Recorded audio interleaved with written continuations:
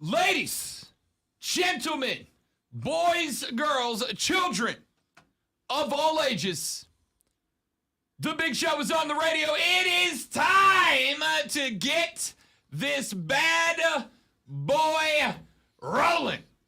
The Rob Brown Show is on your radio. This is the Fan Upstate. Good morning, Upstate South Carolina. Hello, America. What up, world? Here we go again on the most energetic sports talk radio show in all the land. I'm Rob. Directly across from me, the professor of perfection, the wizard of wave, Colonel Grudge, hashtag dad kicks, the alpha and the omega of the Fan Upstate. He's the most entertaining man in South Carolina. Lonzo's here with us as well. What up, Zo? You just caused someone to go left of center. Left of center? As they're driving. Like, whoa! Just a little. I mean, if you've listened to this show for more than, 8 seconds. Someone's a little groggy. They're out there doing their deliveries just a little bit, just getting the morning started. You know, it's a little bit hot outside, and it's suddenly, whoa.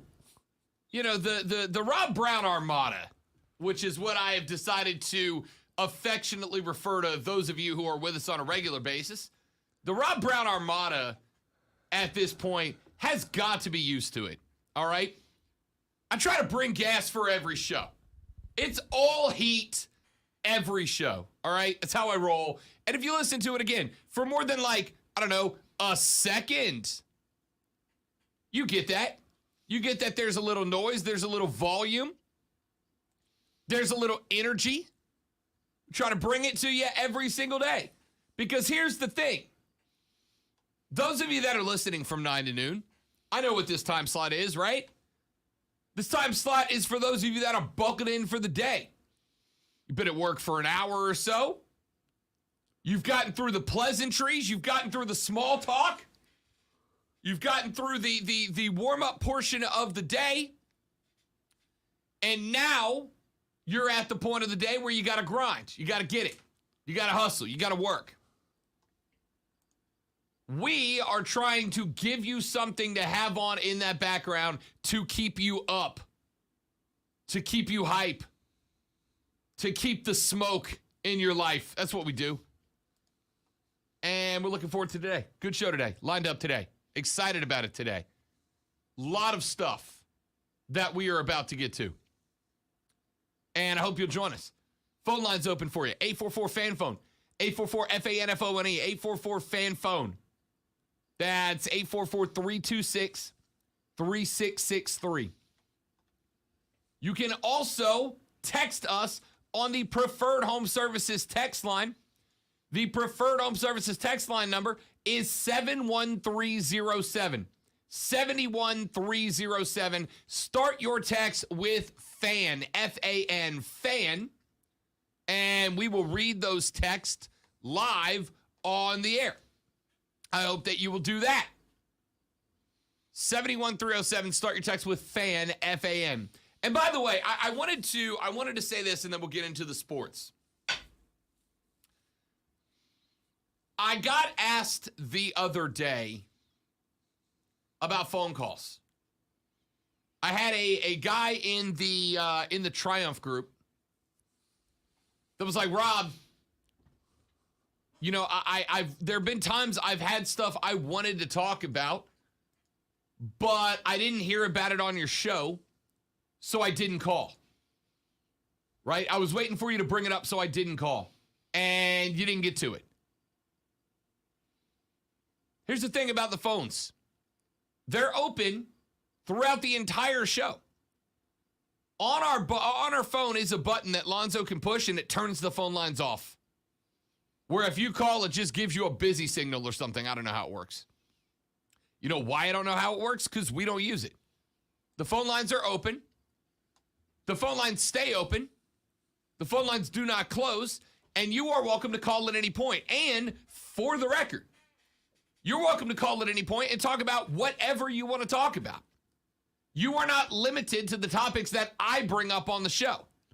All right, sports probably a good move though. Colin, I mean, we'd prefer it to yeah, be yeah, sports. you know. We would prefer it to be sports. But you guys have heard the stuff Lonzo and I talk about on the show. We're not limiting you here. People down the hall might be listening, so Sure. I just thought I'd throw that in there. Understand that we may not give you as much time if it's non-sports, right? I may not give you an entire segment on why there is a definite difference between a hot dog and a chili dog, and a hot dog does not come with chili on it. That's chili dog. I can't do a whole segment on it. But the phone lines stay open for you guys to bring it whenever, however you want to bring it, about whatever you want to bring it about. They stay open. The text line, let me go ahead and tell you this. The text line stays open at 71307, the duration of the show. And no, I do not read every single text that comes in on the air. I read them to myself. I don't read every single text, and that's because a solid chunk of the text you guys send me, if I read them on the air, the FCC would be here with pitchforks and torches. Potty mouse. Come on, people. Now, if you send me one that's funny and you drop a bomb in it, I'll cover it up for you and read it. I'll censor it and read it.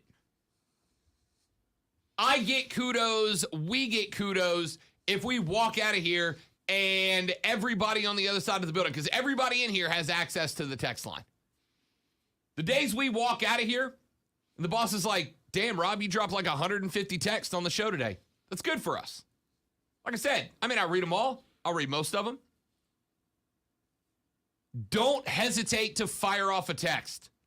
This show is better when you guys participate in it. Little text etiquette, though. Don't send a paragraph because they tend to break up and it's hard to. Yeah, you want to keep it to a sentence or two. You want to keep it to a sentence or two. If you send me a book, I'm not going to be able to get to it.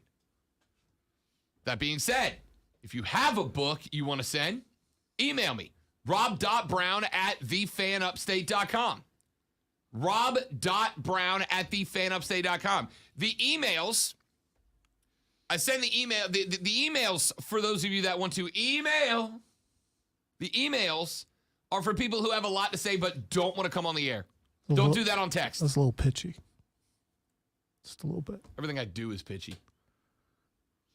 I'm just a big pitch. That's it. If you've got a book and you don't want to come on the air with it for whatever reason, that's fine. Email me, rob.brown@thefanupstate.com. Realize that it might take me longer to get to it, but do that. That being said, this show is better when you guys participate. This show is more fun when you guys participate. By the way, I have more fun when you guys participate. As much as I love the sound of my own voice, and I do, as much as I love the sound of my own voice, I like when you guys engage with the show. Like the guy who just texted, fan, let's go Rangers. Behind enemy lines, my guy. I like it. Texter says, Rob, it's okay to be wrong on the hot dog take, which we all know default comes with mustard, chili, and onions. We still love you. No, it does not. And I love you too. I don't, because you're wrong. A hot dog, it's just a hot dog. Listen, the stuff that you're talking about is a chili dog. If you are not charging for that, you are shortchanging yourself, and that's bad business. I still love people who are wrong. You know? I'm wrong sometimes. Like 6 to 8 times a day, I'm wrong. Today, I'm not wrong. I'm right today. Hot dog's a hot dog. Bun, dog. Then you add whatever condiments you want to it. Ketchup, mustard. If you're a complete and total weirdo, mayonnaise. And I'm a Duke's guy, but no mayo on a hot dog for me. Please and thank you. How about coleslaw? I hate coleslaw. Do you? I hate coleslaw. And before you hit me with... Isn't the key ingredient for coleslaw mayonnaise? Doesn't matter. Coleslaw's gross. All right.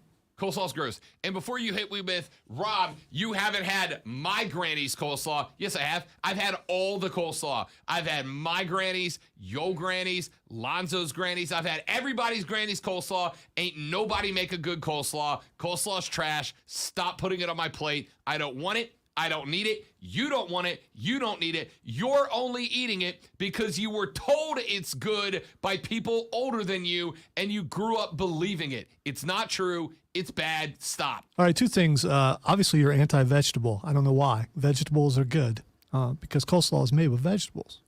Bro, I am all about some veggies. You give me some steamed broccoli, I'm all in. Fried okra, let's go. I've even gotten to here. I'll put myself out there and make myself vulnerable to the text line for this next one, Lonzo. I, in my air fryer at the house, have started making cauliflower wings. They're just, They're delightful, is what they are. They're delightful. I who's disagree. anti-vegetable now? I disagree because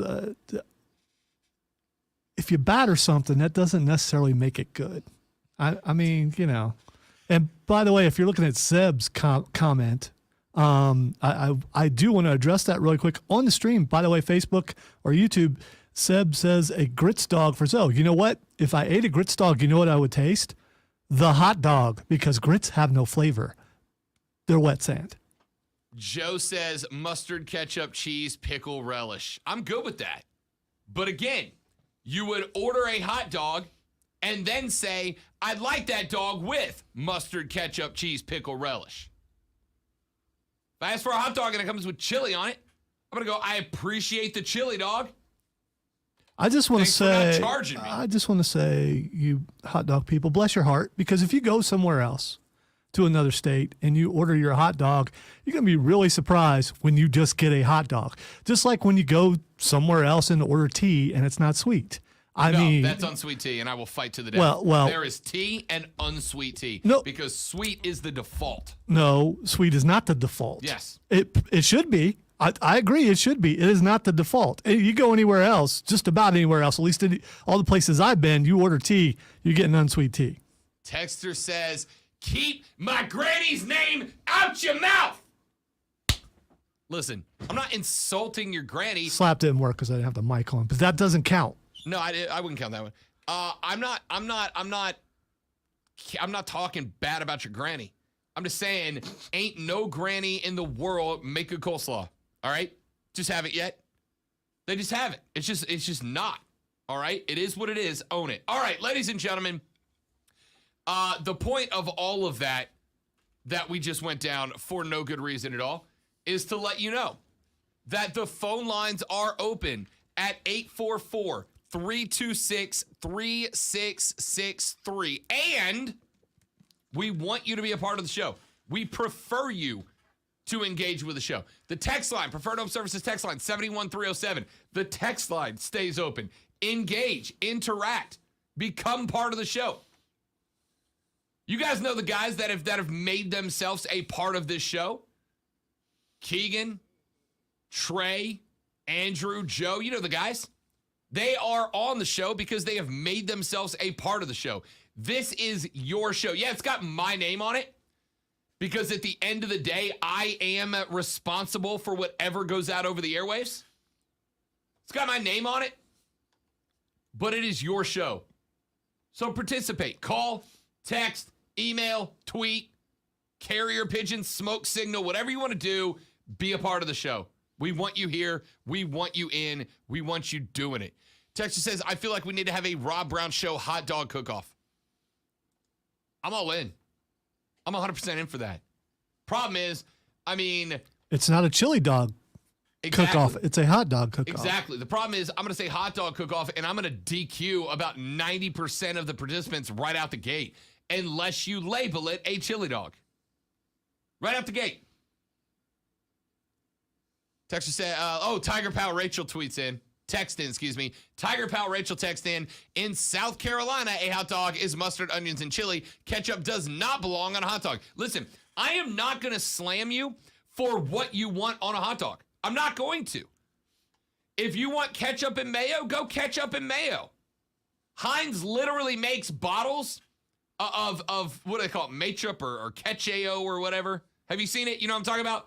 It's a bottle I used with to, pre-mixed ketchup and mayo in it. Stock those shelves years ago. Yeah. It kind of looks like baby poo. Yeah. Yeah. It's like a pinkish sludge. If you want that on your hot dog, go bananas, dude. No one here has or will judge you for what you want on a hot dog. If you want mustard, onions, and chili, go bananas. Realize that it's now a chili dog. If you want ketchup and mayo, go ham. I saw a guy this weekend at the NASCAR race, Lonzo, eat a hot dog with nothing on it. Nothing on it. Which is perfectly Meat fine and bun. depending on the kind of hot dog. If it's a really but that's got to be off a grill. That can't be a boiled or microwaved hot dog. You got to come off the grill, and it's got to be good with some smoke to it. Maybe he didn't want to pay the extra for the chili and stuff because, that's how it is in North Carolina. A chili dog. Exactly. He purchased a hot dog, and that's what he got. Texture says, Hot Dog Johnny's in Buttsville, New Jersey. A hot dog all the way consists of mustard, onion, and pickles. Yum. Again, Are the pickles cut up? You have added more words to hot dog, right? You have added things. You have said a hot dog all the way, which is a condiment preference. A chili dog is a condiment preference. A hot dog with ketchup and mustard is a condiment preference. You have added more words to the thing. Why are we doing this again? Why am I doing this again? Why? I just spent all this time trying to get you guys to be involved with the show, to be a part of the show, to interact with the show. And the first thing you do, I open the door to invite you back into the show. And the first thing you do is bet we can get Rob going on hot dogs again. Keegan's going to cause me to collapse. I just want you to know that. Keegan says, Rob Brown's sizzling summer hot dog cook-off. Fill your gullet and rock your mullet. Told the lady, I'm long hairing it until the end of the wintertime. I'm not haircutting again until the wintertime. And next May, I may go mullet for May. I may mullet May. Are we going to declare a winner of the, Yeah, I'm waiting on judges' scores. Ah, okay. We'll probably have it. If not the end of this week, then Monday or Tuesday next week, we'll have a mullet hunt winner. I got some. You guys slammed the mullets up until the very end of the show. Very end of the show. You guys slammed the email with mullet picks. So I got a lot more to get scores on. Once I do, I'll average them out and we'll put it all together. I hope Stoneman's included in the judgment because he's an expert at mullets. I'm in. You should see the pictures, I'm telling you. Can't wait. My mother says, you sound angry this morning. No. For 15 of the first 16 minutes, I'm in a great mood. I'm like, hey, I want you guys to be a part of the show. Come on out, hang out, participate, make your voice heard. I want y'all to be as much a character on this show as I am. And then my texters, my favorite people, immediately, I can't even talk anymore. Immediately went, I bet we can get Rob fired up about the hot dog thing again. And I let it happen. Again. I've got to stop. You guys are hot dog trolls and you are remarkably efficient. I am curious what Tara thinks about all this. No, can we get her on the show? She's on the air now. I mean, we could possibly. She's not on the air when we're done. No, well, I could possibly get her to come in here at 10 a.m. It's a possibility. We need to get the Upstate's most popular talk radio host, slightly edging me. She has won Personality of the Year 2 years in a row. So yeah. Slightly edging me is Tara Servatius. We need to get her in here and find out her stance on the hot dog debate. She might be afraid of this room. I don't know. She might be. This is also a relatively polarizing topic, and I recognize that I'm in the vast minority here in the great state of South Carolina, and I wonder if she would have the courage to take the true stance. She's not from here, so then she's on my side. Yeah, so it probably wouldn't count. All right, Texter says, Tiger Pal Rachel says, there's lots of good versions of hot dogs. I agree. But at the end of the day, a hot dog's a hot dog and it's not chili on it. Texter says, test your theory, Rob. Go to multiple hot dog places and order hot dogs and see what you get. Listen, if I walk in and I say, just a hot dog, can I just get a hot dog? All right, when you go on your trip this summer, where you're going? The Dominican. Yes. Can you order a hot dog I there? don't think. And if so, what do they have? I don't think the all-inclusive resort in the Dominican is going to have hot dogs on the menu. But You don't know. I don't know until I You get said all inclusive. Yeah. That would mean, including hot dogs. well, I'm guessing children also go there and children enjoy the Nope. hot dog. No, not the one we're going to. you're going to a no kids. We are going one. We are going Look to at one. it. Look at how proud he is. Oh hell yeah! We are going to one specifically because it is the one that does not invite kids. We are going to a resort in the Dominican for a week on vacation in August. We're taking our vacation, as I do, right before football season, right? I don't want to take a week off in football season. So like a week or two before football season, we are going to the Dominican, and we picked the resort we're going to because there were like 3 or 4 that were in the running for the little group that's going together, and we picked the one that is no kids allowed. Because while you love your kids, and when you're on vacation with your kids, you're cool with them running around and being little rapscallions, I don't want them around me when I'm trying to have a good time. All right, so I know I can't text you and remind you to ask when you're there, so I will message your lady friend and ask let her her know. ask her to look and see because I'm curious. We'll find out. We'll find out. If they do have hot dogs in the Dominican, what comes on them? Texter says, Tara does not want to hear Liberob's take on Southern hot dogs. We won't bring that part up.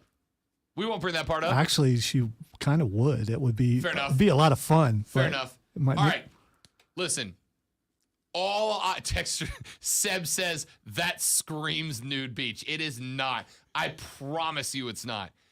I'm already in a spot in my life that if I take my shirt off at the beach, people try to roll me back into the water so I don't try out, I don't know, Zeb. He seemed a little No. taken Listen, aback, listen, like, oh no, I've listen. been found out. Listen. Maybe it is a nude beach. It's 100% not. I promise you. Do Because they here's have the those thing. there? Here's the thing. I have no idea. We didn't research that. Here's the thing. Have you ever seen a nude beach? On a movie or something, Right. probably. Yeah. I have seen a nude beach in real life. You know who goes to nude beaches? People you don't want to see nude, my guy. Listen, if you're the dude that thinks it's hot to go to the nude beach because you're going to see nude people, I promise you, you're not going to find the people that go nude at the nude beach the way you think you're going to. It seems to me that there was a news story about a nude beach in South Carolina. I could be wrong, but I think there might be. I might research that. Do the research. Do the research. I will let that be on your Google history at work, not mine. I don't care. Texture says, wait, Rob's going to a nude beach for hot. Oh, God. I have made a mistake. You know what? Remember earlier when I said be a part of the show? Remember when I said call and text and email and tweet the show? I take it back. Stop. Don't do that anymore because it's not going well for me. By the way, it appears there are several nude beaches in South Carolina. I'm sure there are. Myrtle Beach has got to have one. Not in Myrtle, No, but like no, north no. or south of Myrtle, there's got to be None one. of them are open right now.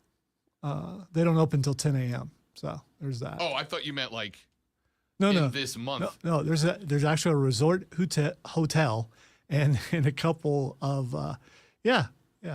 There you go. One not too far from here actually. Again, Chesney. zero interest. Zero interest. All right, let's take a break. When we come back, SEC Media Days are going on down in my old hometown of Destin, Florida.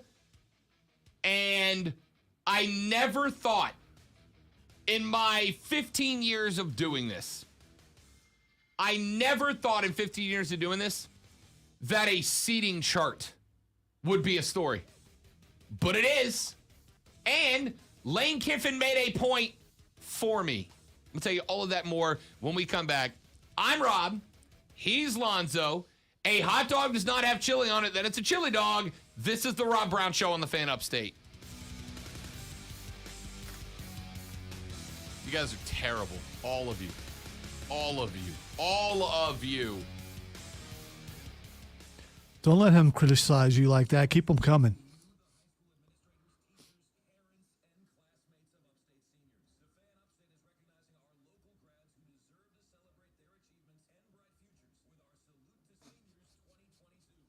Can you wear a turtleneck and sweatpants? That just doesn't seem like a combo that would work for anybody. Maybe. Rob, have you ever worn a turtleneck with sweats? I have not. Okay.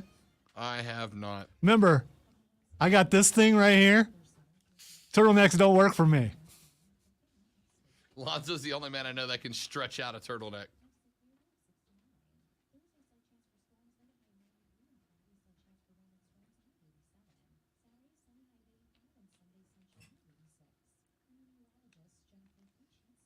So how the hell is everybody in the chat, man?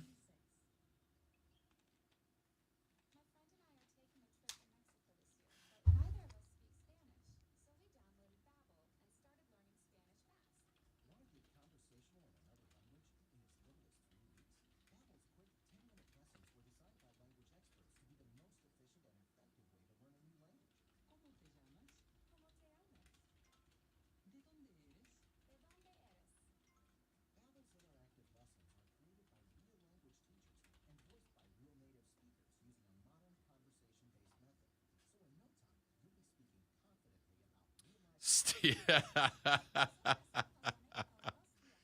love it.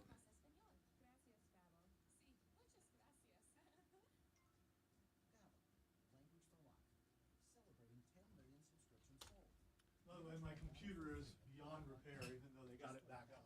It is back up, but beyond repair. Well, the program that I need still won't work on it. So.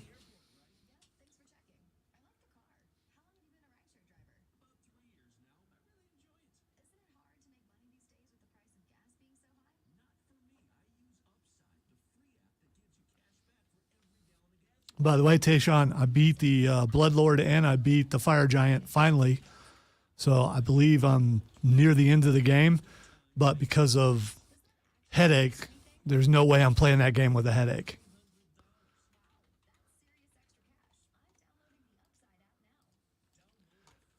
I was on YouTube yesterday and Riddle was on Up, Up, Down, Down. He said he and Randy play Elden Ring in Randy's bus. And they take turns playing it. He also says he has roommates now, Riddle does, that he just comes in and they'll be watching something and they'll just push the button to click to start playing the game and they all hate the game. And Xavier Woods said if they don't like it, they should buy their own TV. Like, yep. He's 120 hours in. So, yes. You look at him and you think gamer, but apparently he is. So that's pretty cool.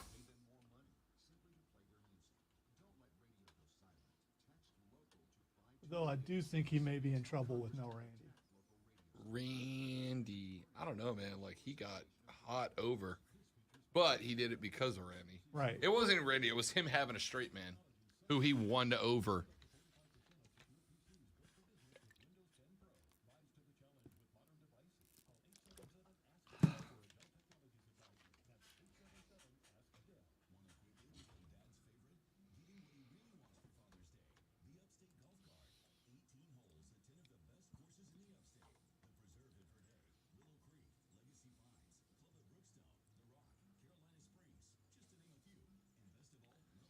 So why did you not go Twitter today?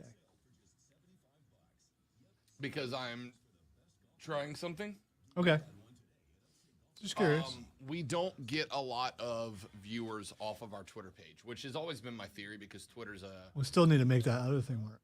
Correct. But here's the thing. I don't go through all the work of setting one up for us to then have it set up and then get told we need one for the station. So I have asked multiple times. I've been told that one is going to be established, and it just hasn't. And, again, I don't mind doing it. But I'm not going to do it and then get told, now we need you to revamp it all, which, you know, I want to make sure that whatever I do is approved by everybody.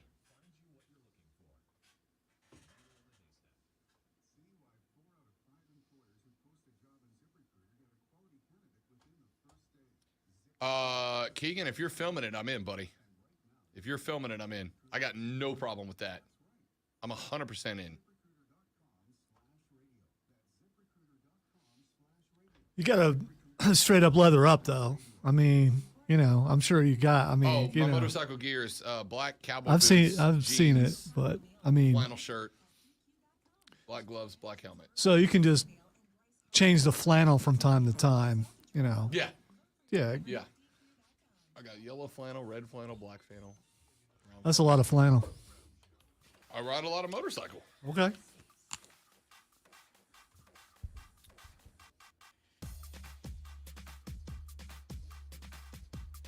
Texter says, I am totally pumped for the match today. Can I tell you that as a fan of the match, I've enjoyed the match. I've enjoyed all of the match so far. Is that today? I thought it was Friday. It's today. It was Friday. Why would Nope. they put it on the same day as? Well, I it's don't not. know. For some reason, I thought today was Thursday, but it's Wednesday. It is.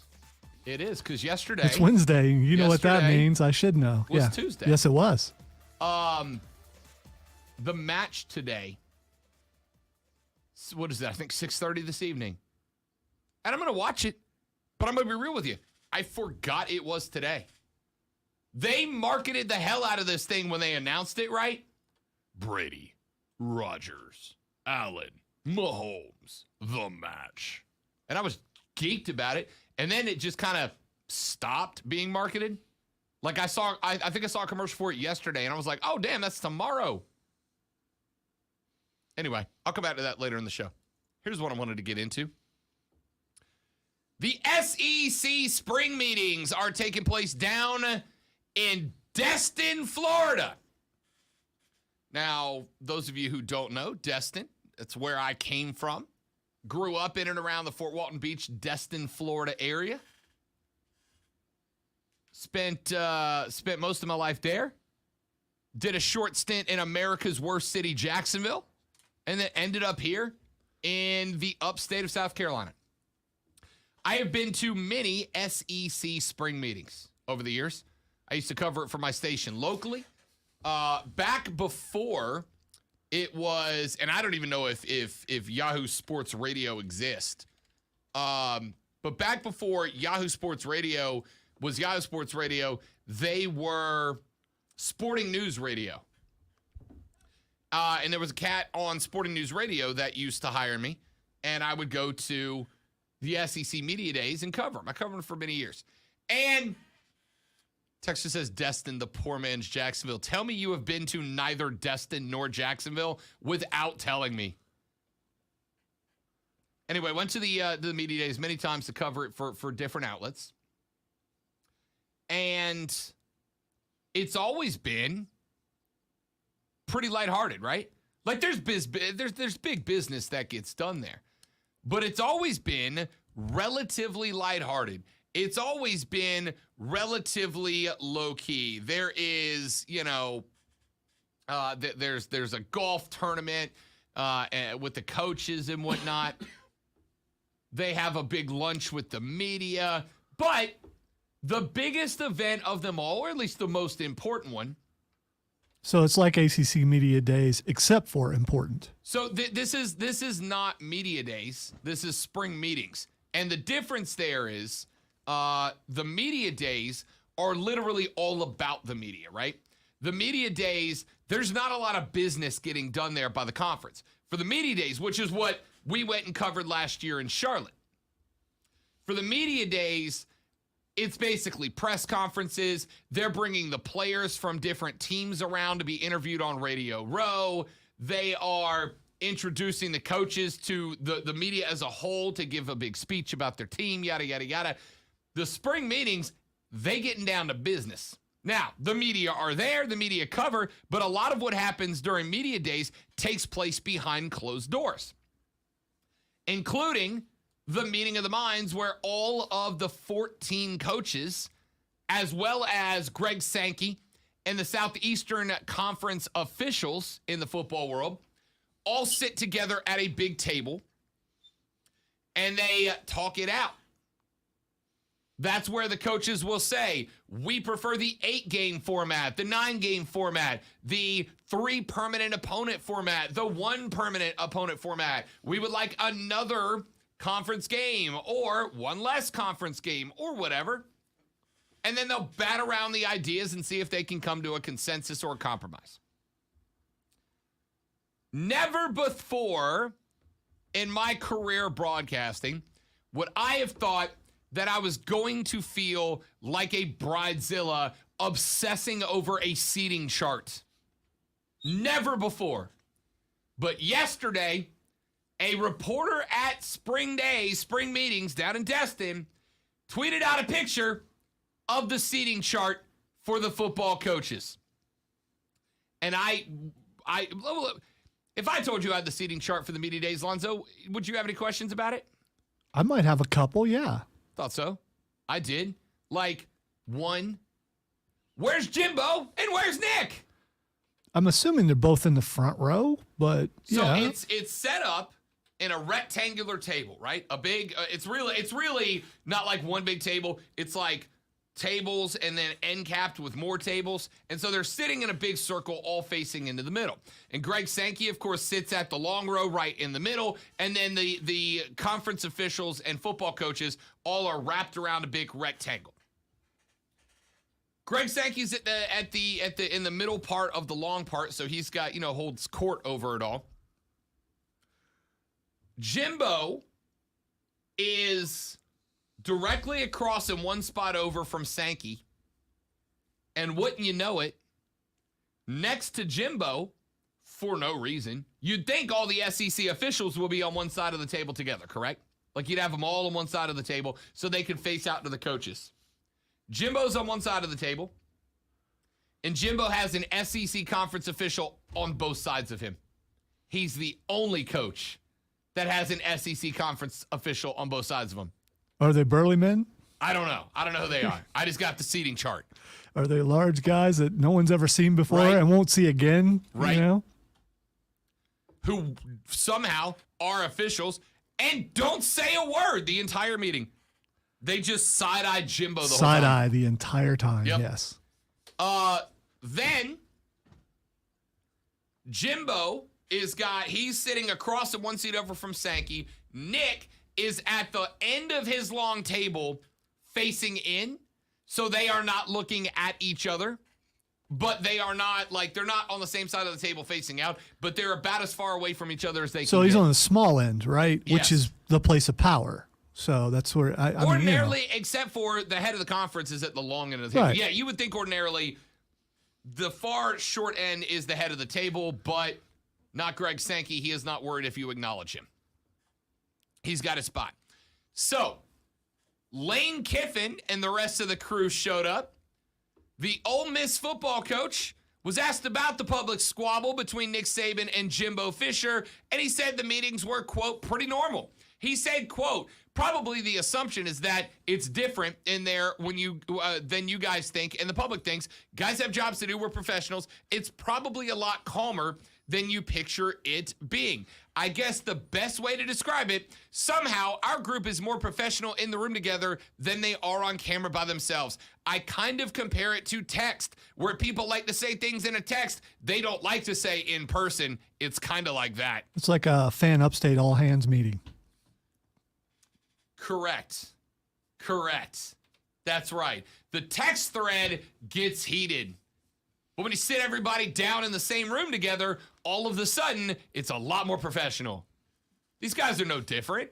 But just like them, we're waiting for one person to make a move. Oh, yeah. And then it's on. I didn't say we weren't on edge. I said we were professional.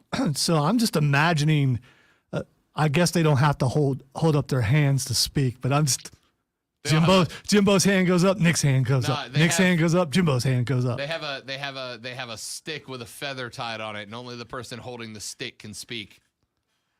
I don't know if that's true. That's a joke. It's very civilized. So, anyway, Nick doubled down. By the way, Nick was asked by media members there. In fact, let me pull that quote back up. But Nick was asked by media members there about the squabble between he and Jimbo. Brett McMurphy from The Athletic tweeted out a quote from Nick. Nick Saban was asked what evidence he has that Texas A&M bought its recruiting class, which, by the way, are the words that Nick Saban used, right? Now, I'm about to defend Nick Saban, but just for the sake of putting it all out there, that's the words that Saban used. Texas A&M bought their number one class. Nick Saban was asked what evidence he has that Texas A&M bought its recruiting class, and this is what he said, Lonzo, and I quote, "I didn't really say that anybody did anything wrong. I've said everything I'm going to say about this. I should have never mentioned any individual institutions, as I've said before," end quote. Now, I got a positive and a negative here. The positive for Nick is that he's correct. I said that when those 2 days happened, when we played the Saban audio that started all of this, I said it. And the day after Jimbo dropped the press conference on America, I said it then as well. Nick Saban did not accuse Texas A&M of doing anything illegal. He said they bought their number one recruiting class. And a lot of people feel that way. But he didn't say they did anything illegal, right? Inappropriate, whatever. He just said they did it. And then he said, I should not have mentioned any individual institutions. Well, you got to own that, Nick, right? Because Alabama's got the number 2 recruiting class in the country, according to some composites. And there's only one team that beat you. And it was Texas A&M. You couldn't have come out and gone, Florida bought their recruiting class, because that would be silly to say. You kicked their behinds recruiting. That'd be silly to say, right? Just own it, my guy. Just own it. Because you didn't do anything wrong. Jimbo took it the wrong way. I was trying to come up with a metaphor about that, how to come up with a similar situation to explain it. And I came up with one. I have a way of saying this, and I don't think she's looking at getting away with it. If you were in a relationship with somebody, you're gonna get asked the trap question of trap question. It's a trap. You know what the trap questions of all trap questions that a woman in a relationship with you can ask? Do I look fat in this? Correct. Do I look fat in this? Does this make me look fat? I have come up, Lonzo, with the only answer that I can give that gets me off the hook. And that answer is no, but it's not your best look. That's the answer, right? No, but it's not your best look. It doesn't make you look fat, but it's not your best look. Right?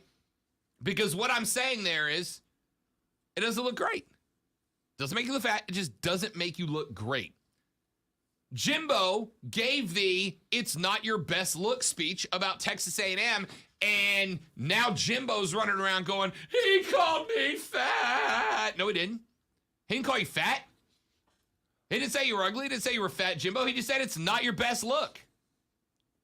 And you are welcome to say, screw you, I'm wearing it anyway, right? I'm owning this. Oh, the drama. What a stupid conversation to be having when the SEC is in the midst of completely reconfiguring their conference. We're talking about this. Great job, Jimbo and Nick. Back after this on The Rob Brown Show. This is the Fan Upstate.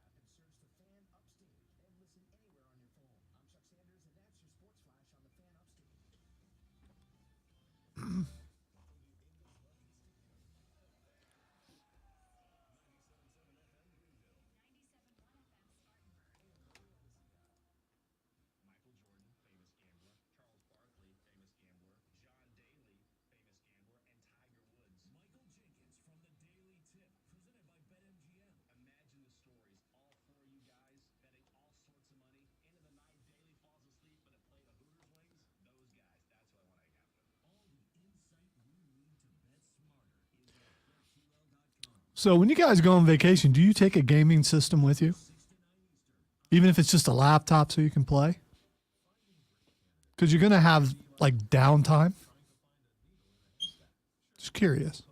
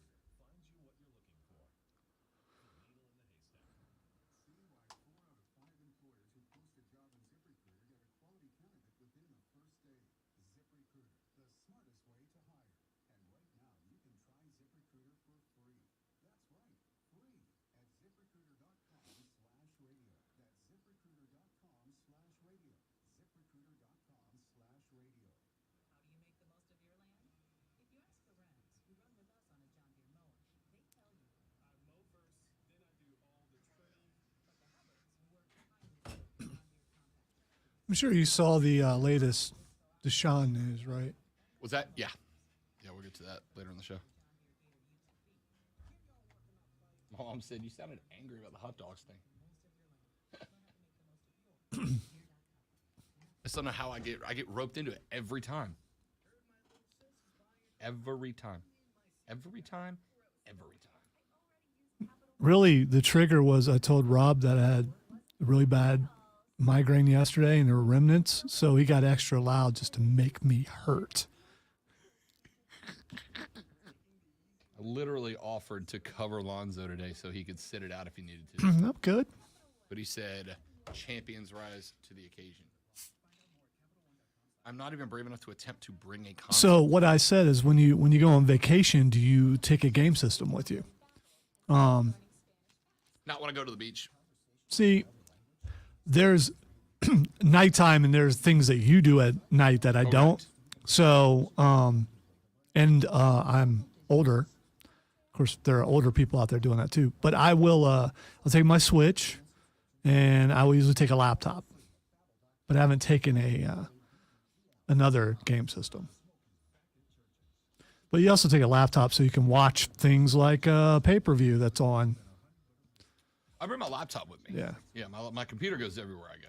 But I also have Game Pass for computer, so I can play some games and stuff like that. No different than reading a book at the beach.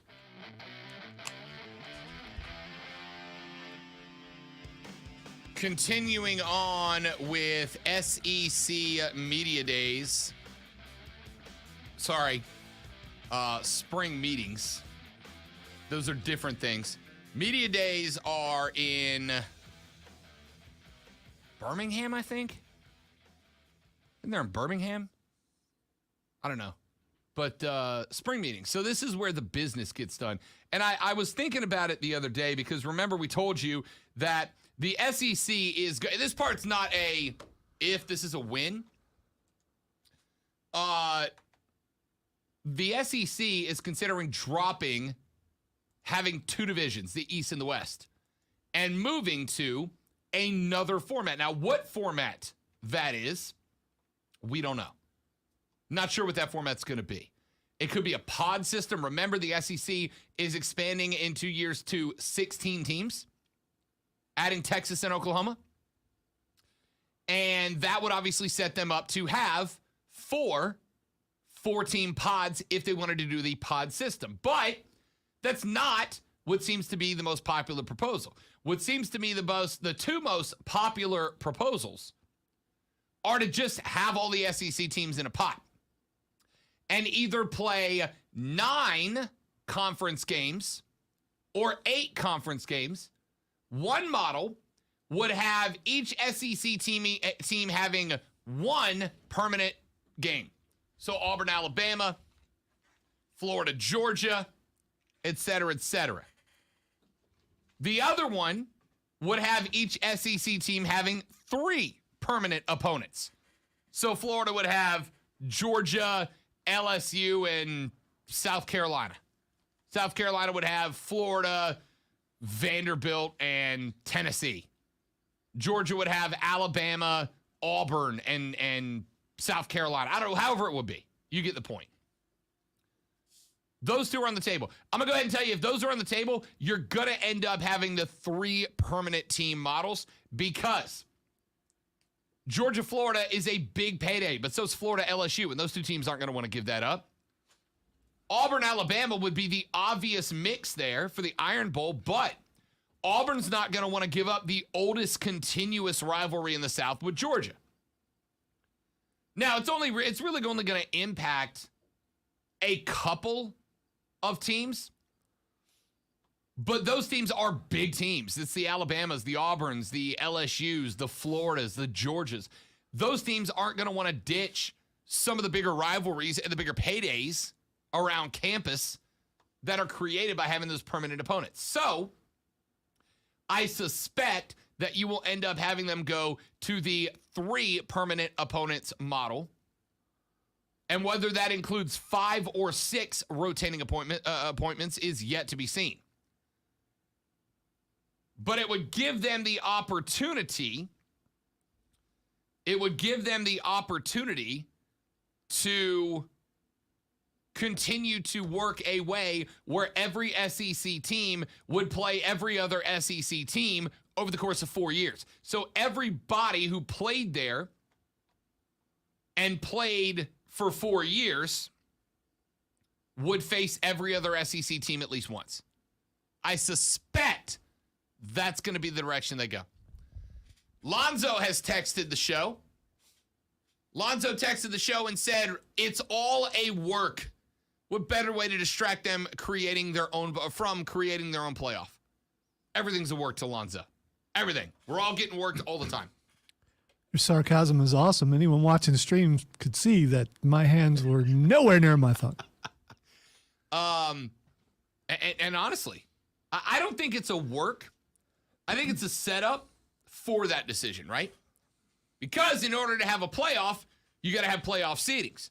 And the only way to make sure you get the correct playoff seedings is for everybody to play each other. Now, if the SEC ultimately goes to their own playoff down the line, my question's going to be, does that create a situation where 5-6 years from now, once Texas and Oklahoma are in, once they have established their 9-conference game schedule, do we get to the point where the SEC says, okay, no more out-of-conference games at all, or only FCS out-of-conference games, right? Every team is going to play 10 SEC games. You get 2 out-of-conference against FCS schools as tune-ups and warm-ups and breaks in the schedule. Or we go to 12. I don't know. I'm looking long-term. I'm looking long-term. Is that the direction they go in? I don't think it's a distraction for them. You better believe there are going to be conversations taking place down there at the spring meetings about the potential for an all-SEC postseason tournament. I have no doubt that that is a reality. But I would also suspect that this is a stepping stone on that path. But we'll find out. We got some big-time media dudes down there trying to fish out the story. We'll keep an eye on the rest of media days. Speaking of spring meetings. Stop it, dummy. Speaking of, Lane Kiffin tried to make an NIL point the other day, and he did. For me. I'll tell you what that is when we come back. I'm Rob, he's Lonzo. This is the Rob Brown Show on the Fan Upstate.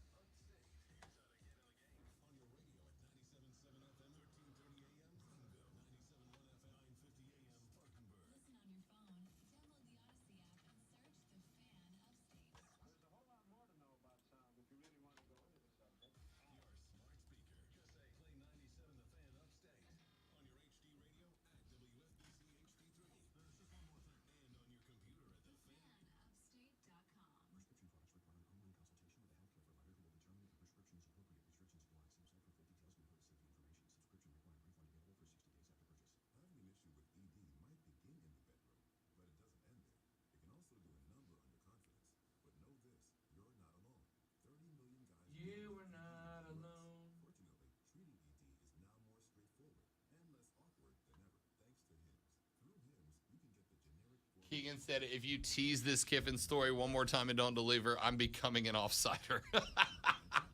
It's next, I promise. Unless any of you distract me with more terrible hot dog takes, it's next. I meant to go it yesterday, but we had faces and heels, and Lonzo made a very good point about appointment listening.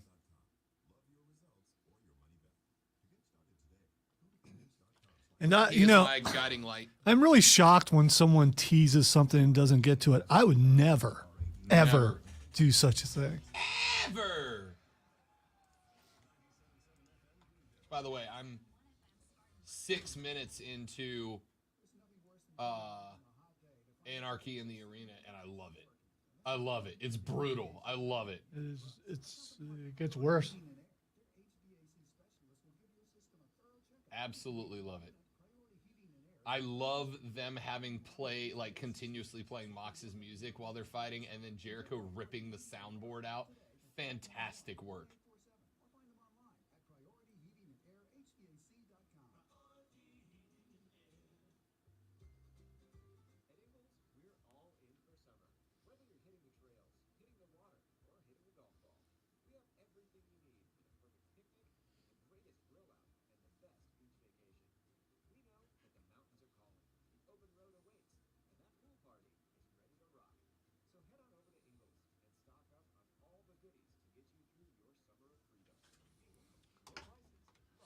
I have not watched it yet. And I'll tell you, Steven, I'm not a huge Harry Potter guy. Like, I've seen them all, but I watched them all before I went to Universal to go to Harry Potter World with an ex of mine who was a big Harry Potter fan.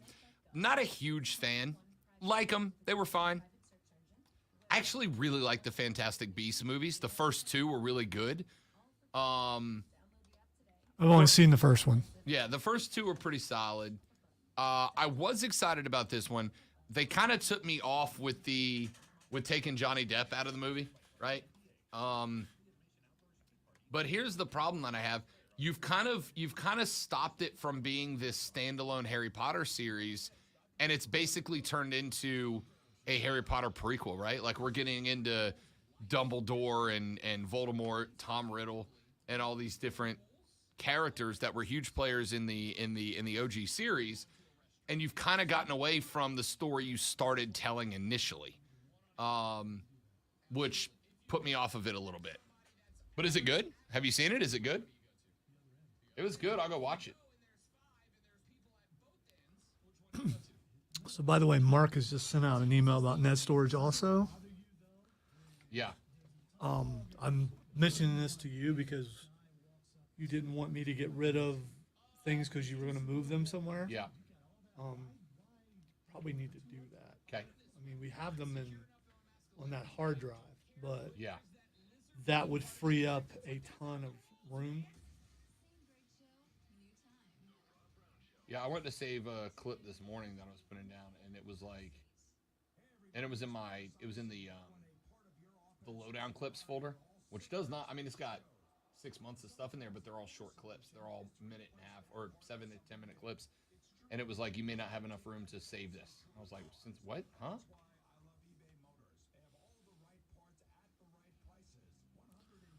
Well, they're pushing us to go to our Google Drives, which we're going to have to do eventually. Yeah.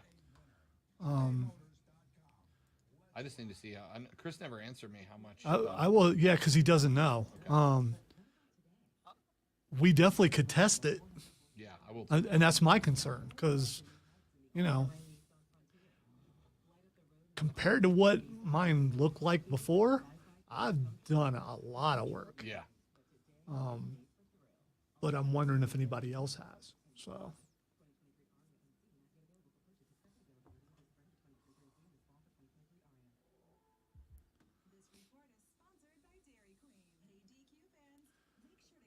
Golf cart in the first break.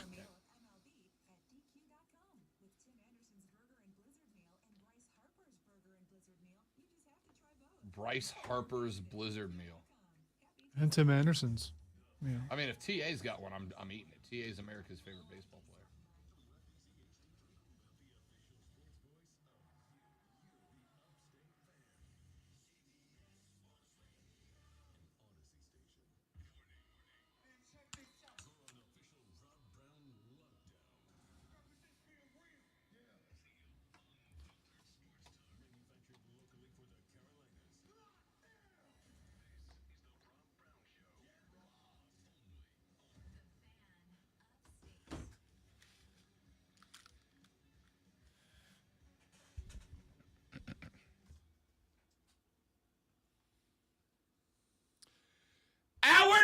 2 of the Rob Brown Show goes now. This is the Fan Upstate. Hello, Upstate South Carolina. Hello, America. Hello, world. How do you do, my friends? Great to be with you. I am Rob. The great Malonzo on the other side of the board in charge of the broadcast. If you like it, he gets all the credit. If you hate it, he takes all the blame. That's just how it works. He is the quarterback of this franchise, ladies and gentlemen. I, the diva wide receiver, puts up points, dances in the end zone, makes all the money, and then goes home. And it's a damn fine team, if I may say so myself. Complains when he doesn't get the ball enough, too. I don't get the ball enough. As the great Terrell Owens once said, give me the damn ball. And I'll spike. Gronk spike, man. Also, how did Gronk claim the spike? Every football player that's ever footballed has spiked a football. I like Gronk because Gronk is what I would have been had I stumbled into millions of dollars at 23 years of age. I like Gronk. Gronk's just a dude doing dude things. I got a problem with it. But how did Gronk get to take the spike and make it his own? Everybody has spiked a football. Okay, this is the first I've heard of the Gronk spike. Oh, yeah, they call it the Gronk spike. No. Go Google it right now. I'm not going to. The Gronk spike. I want to see a picture of his goofy face. I guess it is because Gronk, reaches all the way back and power spikes Oh, the yeah. ball. No one's ever done that before. Right, that's what I'm saying. And again, I like Gronk. But how did Gronk get to claim the spike? That's not yours. The spike belongs to football. The spike belongs to everybody, right? If you want a thing, you do a thing. You do the Dirty Bird, the Super Bowl shuffle, the Icky shuffle. You come up with your only thing, and you make it yours. Gronk could do anything, make it the Gronk whatever, and it'd be huge because my man scores touchdowns. That's what he does. I want him to do the Gronk retirement. God, such a hater. Oh, sorry. Texture says, Rob, that was not T.O. That was Keyshawn wanting the damn ball. That's right. That's right. I'll have to find that speech. We may have to put that that into the GOAT clip folder to start working. We got to work some more bites into the show. I don't know, man. Keyshawn kind of was. He was good. On the air, he was kind of a punk. Oh, yeah, of I course. just got to be honest with you. I asked him a question, and he just blew me off like I was an idiot. And when you do that, I kind of have a grudge against you. I don't know if you noticed that about me, but yeah, he was kind of a punk on the air when we were obligated to have him on the air a year or so ago before they started their Fair enough. lame morning show. Fair enough. All right, let me get to this Lane Kiffin thing because one of our P1 listeners told me that if I tease it and don't get to it again, he was going to become an offsider. Listen, I want you all to listen to Offsides from 3 to 7 right here on the Fan Upstate. It's the second best show in the market. Make sure you listen to it every day. Just make sure you're here 9 to noon, too. That's all. Along with us, it makes it a solid, solid team effort. We are the best team in the Upstate. I'm just saying, every team's got a best player, Serve it, spike it. Let's go. All right. Lane Kiffin. I like Lane Kiffin, right? Because Lane Kiffin is an iconoclast. Lane Kiffin is irreverent. Lane Kiffin has no sacred cows in college football he's unafraid to talk about. And no one gets fired like Lane Kiffin. And no I love Lane. I love Joey Freshwater, all right? Love Joey Freshwater. He's a dude. I'm a fan. For the same reason that I love Kyle Busch. Because he does nothing wrong. He's just aggravating to everybody for some reason, and I'm on board with that guy. Texas says, T.O. said, I love me some me, and that is some healthy self-love. That's right. Keyshawn was, give me the damn ball, and T.O. was, I love me some me, and that's my quarterback, man. Yeah, if you had to choose between the two, I'm going T.O. any I'm day. going T.O. all day. For sure. I like Keyshawn was a good player, but T.O.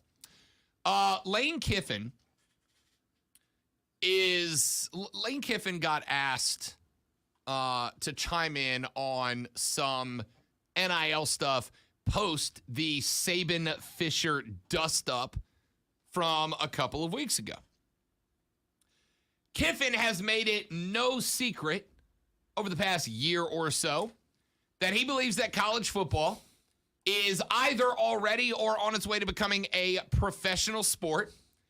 And he believes that, quote, 100% of high school players, end quote, are making their college decision based off their personal NIL options.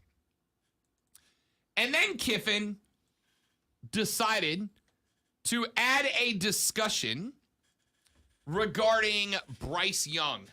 Now, you may be familiar with Bryce Young. What with him, winning the Heisman Trophy last year for the University of Alabama.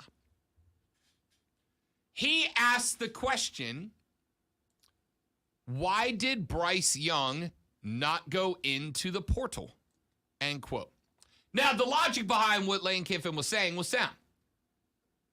If Bryce Young went into the portal and put his services up for NIL bid, I suspect, though, there's a school somewhere that could have come up with a couple of mil worth of NIL bills to hand to the Heisman Trophy winner, who was a solid offensive series or two away from being a national champion last year. I just want to point out that a school supposedly is not involved in such a thing. You said a school could find it. And, that's the whole thing. A school is not supposed to be involved in NIL. A booster group for a school could have come up with a couple of bills to hand over to Bryce to bring him to their school without the involvement of the school itself. Could have happened. As a matter of fact, when I was reading through the article that set this story up from Sam Murphy, who writes for Roll Tide Wire, so he's a little biased. But he said he suspects that there would have been a school somewhere, maybe like a USC, Oklahoma, Oregon, that could have had a booster group come up with $10 million in NIL money, right? Phil Knight at Oregon goes, hey, BY, I got a $5 million Nike NIL contract for you if you end up playing for the Ducks this year. What do you say, big fella? And if Bryce is in the portal, those offers start flying around, right? Those offers start flying around. Except for Lane. He didn't do that, right? He didn't do that. You literally just proved your own point wrong. If 100% of football players were making their decisions based on NIL opportunity, Bryce Young would have been in the portal. That's not to say he wouldn't have ended up back at Alabama, right? That's not to say that Bama boosters couldn't have put together a $10.5 million NIL deal for BY if Oregon or USC offered him 10. But he would have opened the market, right? If the only decision that he was trying to make,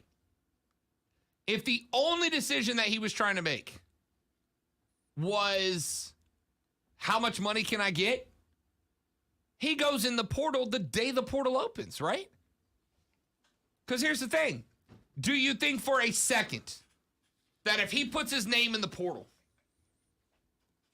and USC or Oklahoma or Oregon have a booster call him and go, I got 10 mil of NIL money for you here. And then an Alabama booster club put together 11 mil to keep him in Tuscaloosa.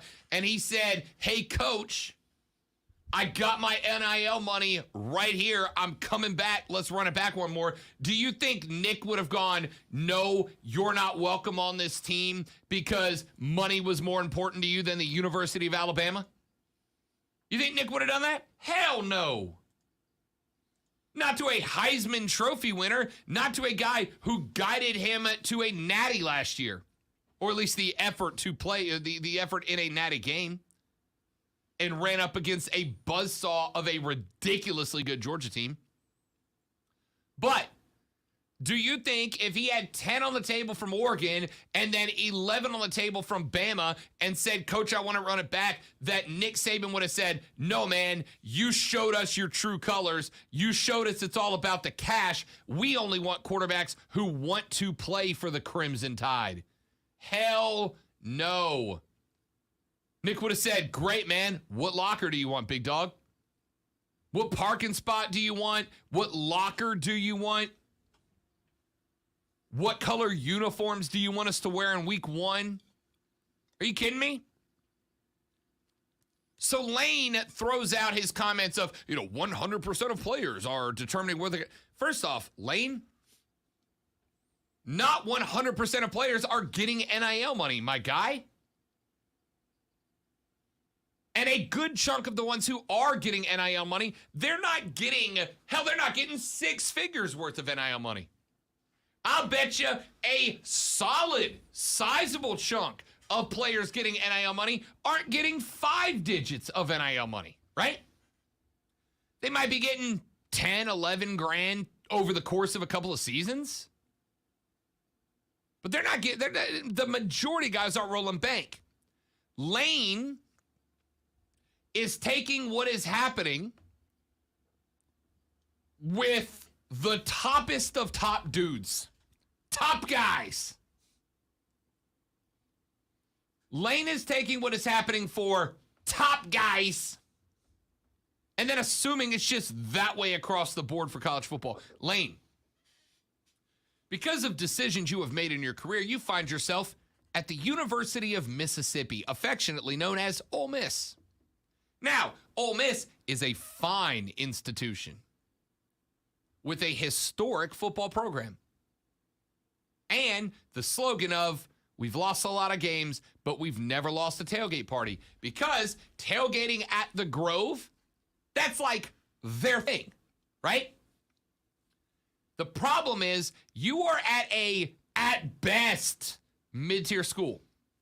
You're at a mid-tier school. Guys are not falling all over themselves to come play at the University of Alabama, my guy. They're just not. All right? They're just not. They're not coming to Ole Miss if they are top-tier guys. And on top of that, because you are a mid-tier school, you are not going to be able to organize the boosters anytime soon to put together NIL deals that are going to bring those guys from Alabama or LSU or Texas A&M to your squad. The decisions you've made have led you to the school that you are currently at. That's how it works. All right? Your job is to be a damn good football coach who elevates that program. That's what you need to do. That's your job. Lane comes across, well, a little bit like me, if I may say so. See, because I sit here, Lonzo, and I look at Mad Dog Russo, a nearly 60-year-old man who calls himself Mad Dog. Seriously calls himself Mad Dog. Like, expects you to call him Mad Dog. Look, he's on TV right now. His little name thing under his name, does it say Chris? No. Does it say Russo? No. It literally says Mad Dog. Now, Mad Dog is making hundreds of thousands, if not $1 million or more a year, doing what I do, talking sports. He's on MLB Net. He's on a radio station in, I believe, San Francisco. And he shows up once a week on ESPN to host this show. And I sit here when I see him on TV and I go, why? Why? Mad Dog just yells a lot. He just yells a lot. But he's clearly good at it. He's clearly good at what he's doing. And he's clearly leveraged what he can do and where he does it into more opportunities, right? I am trying to leverage what I do here in Greenville into more opportunities. What did it start me with? a nationally syndicated show on the BetQL Network and Odyssey app with Cody Decker. Oh, and by the way, got a phone call yesterday. Probably by the end of June, your boy is going to be hosting an Odyssey-powered NFL podcast, team specific. It will either be for the New Orleans Saints or the Carolina Panthers. That will be distributed across the entire Odyssey platform. I was told yesterday to expect in the first 2 or 3 months a minimum of 50K downloads for that, because that's how hard they're going to push it. I have segued into another opportunity. That's what I am doing, Lane. I can complain, but I'm busting my ass to get more opportunities to expose. I was going to say to expose myself to the country, and then I realized I probably shouldn't, but then I did it anyway. Way to catch yourself, you know? Yeah, and then just say what I stopped myself from maybe saying. you should just let it go and saw what happened afterwards. Yeah. To seek exposure for myself, that's slightly better, and grow the brand. To grow me, to grow the Rob Brown Show, to grow me and the Zoe, to grow me and the Fan Upstate across the Odyssey platform, right? Lane's just complaining. I mean, I know he's working hard as a football coach, but it just, dude, it sounds like you don't understand how this works, Lane. And you just proved yourself wrong. You just said 100% of guys are picking where they want to be based on their NIL opportunities. And for example, picked a guy who could be making a lot more money in NIL opportunities at other schools. Maybe, probably. He's a Heisman Trophy winner and Natty contender from last year and will be a favorite for both again this year. There would be boosters that be. You think T-Boone, what's his name? T-Boone Pickens? T-Boone Pickens, yes. You think T-Boone Pickens wouldn't be willing to fork over $15 million to bring a Heisman Trophy winner to Norman, Oklahoma? Stillwell, Oklahoma? I hear he has a little bit of cash. Yeah. T-Boone is going to make $15 million in his sleep tonight. You don't think he's willing to fork that over to Bryce to get him to come play as an Oklahoma State Cowboy? You just proved yourself wrong, Lane. You just proved yourself wrong. You were like, oh yeah, every college football player's doing it for the NIL money. And then said, why is it this guy doing that? You just made my argument for me, my dude. And again, I like Lane Kiffin. He entertains me. He amuses me. The guy's funny. He always has been. Sometimes intentionally, sometimes unintentionally. But he's always been funny. And now, he's funny to me, and then he doesn't even realize what he just did. You know, every player's doing it for NIL money. Wonder why this guy's not doing it for NIL money. Then they're not. This is the biggest name in college football. He is the Heisman Trophy winner. He's got he's got an opportunity to become the first two-time Heisman winner since Archie Griffin. Nobody else has done it. He's on the docket. You don't think that there would be people falling over backwards to pay him to come to their school to become that guy there? That's not going to happen, by the way. I don't think anyone ever wins two ever again. It will happen, but it's going to take something I was special. going to say it's been a while and it hasn't happened. Special. As far as NIL goes, though, the perception by I would think a lot of fans, because I wouldn't say 100% of fans, because I can't do that because I don't know 100% of fans. Lane just did it about 100% of players, and I proved him wrong on the first one. I think the perception is by a lot of people that he's right.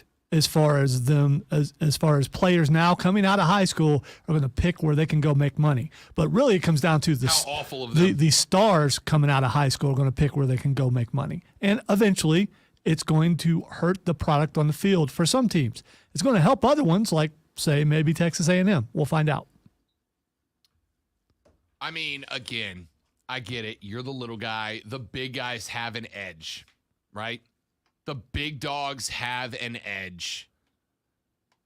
the Alabamas, the LSUs, the USCs, the Oklahomas, the Texases, they have an edge. Do you know where else in life it is true that the big rich people have an edge? In this room? All the places. All the places. Yes, Lonzo has an edge over me. I've seen Lonzo's car. He's got an edge over me. The big rich dude has an edge literally everywhere. I spent 13 years broadcasting at a mom and pop sports talk radio station down in Destin, Florida. 15 years I was down there at that station. Well, 13 years. 12, whatever. A lot of years. Thank you for proving that math is difficult for you on a daily basis. It really is. I was down there for at least a dozen years broadcasting on that station. It was a mom and pop run station, right? It was owned by a dad and his 2 sons. That station, we had to bust it to keep the lights on, to keep the juice going to the tower. There were times I did not get paid for 2 or 3 months in a row because we couldn't make payroll, and I went, I'm good. I want to keep the station afloat. You can just hit me back later. It was dumb, but I did it. This question's going to sound terrible because it reflects on me, but the reason I did it was because I loved that station and I loved that area and I wanted to make it big there. Lonzo, I don't know where I would be in my career today if I started it with the resources that we have here, right? I don't know where I would be if I had, when I started my career at 25, 23, again, math's hard. I don't know where I'd be if I started my career at 22, 23 with the resources that I have at 37. I'd probably be on TV fighting Stephen A. Smith and yelling loudly at each other. I don't know if I'm that good. The point stands. I worked for a little station that I often had to defer paychecks for 2 or 3 or 4 weeks at a time. That I often had to take talent fee money and put it back into the station because we needed a polo shirt to wear. Now that I'm here, we got resources. What have I done in 2 years with those resources? A nationally syndicated radio show. In about a month and a half, I will start a nationally distributed podcast about either the Panthers or the Saints. Yes, Lane, rich people have advantages.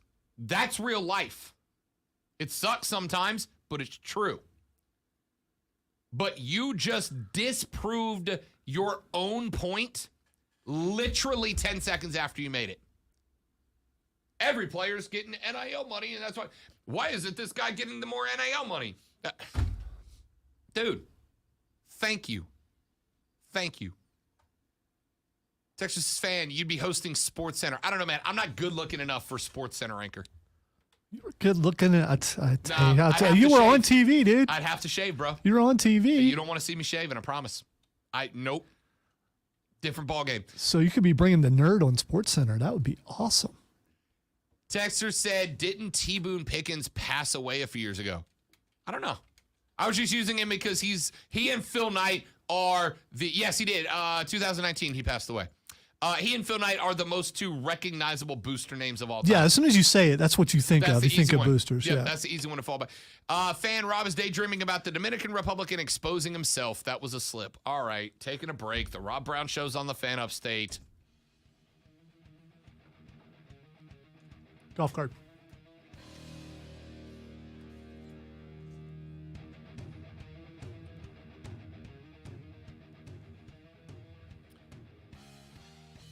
Ladies and gentlemen, the 2022 Upstate Golf Cart is on sale and available for you right now.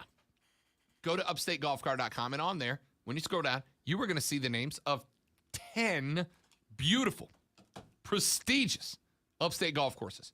And when you purchase the Upstate Golf Cart, available now until Father's Day at the outstanding rate of just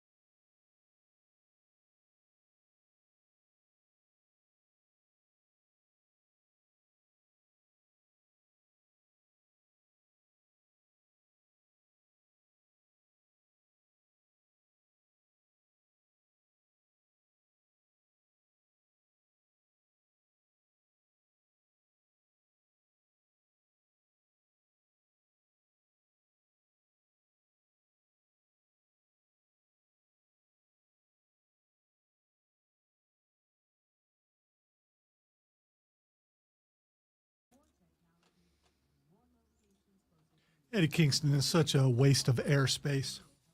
I don't mean like air. I don't want him to die, but I'm talking about on air. On air. It's just. Did you make it to the end of the match yet? No. Okay.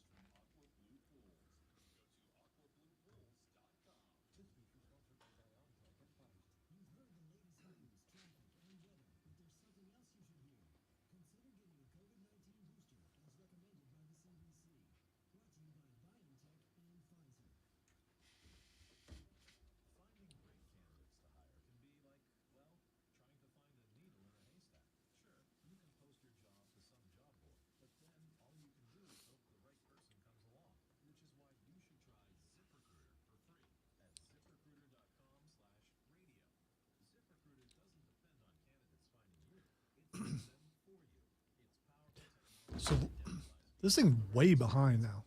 Yeah, because every time it buffers, it picks up from where it left off. You got to remember to ask you your exact days for being off in August, because I may go ahead and take another vacation then. Leave the show in the hands of a couple of noobs. Yes, I will. Unless it's denied to me, but you know.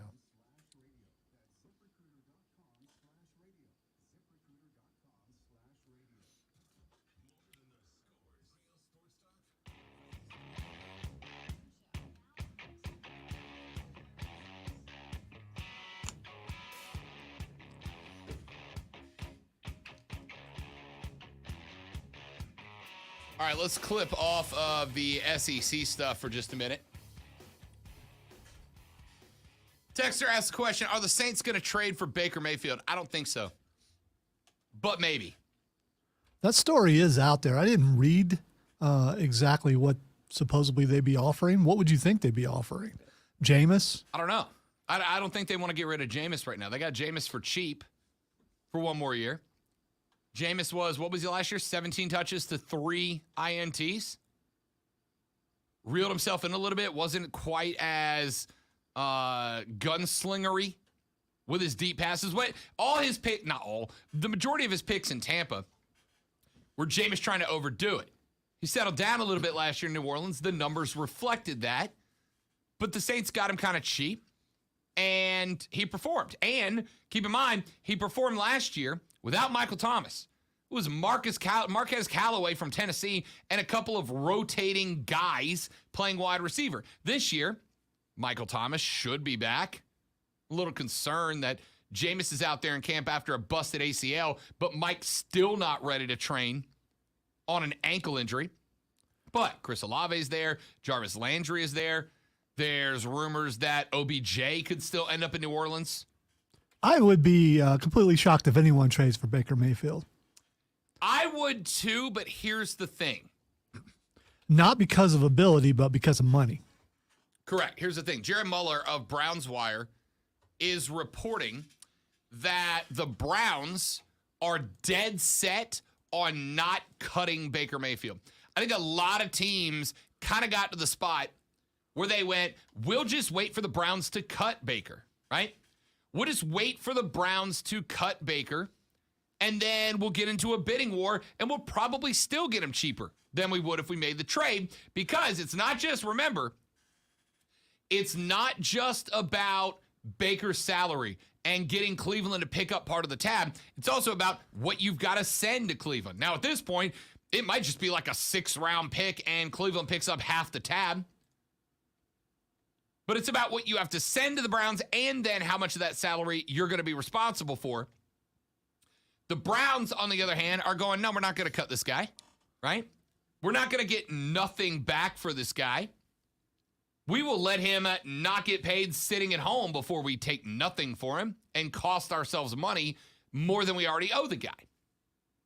Because if teams are asking, as the Panthers allegedly did, for them to pick up $12 million or $14 million of the $18 million due to Steph? What's $4 million more from the Browns to just keep him on the roster and hang on to him until next year when they can trade him and there might be a deeper quarterback market?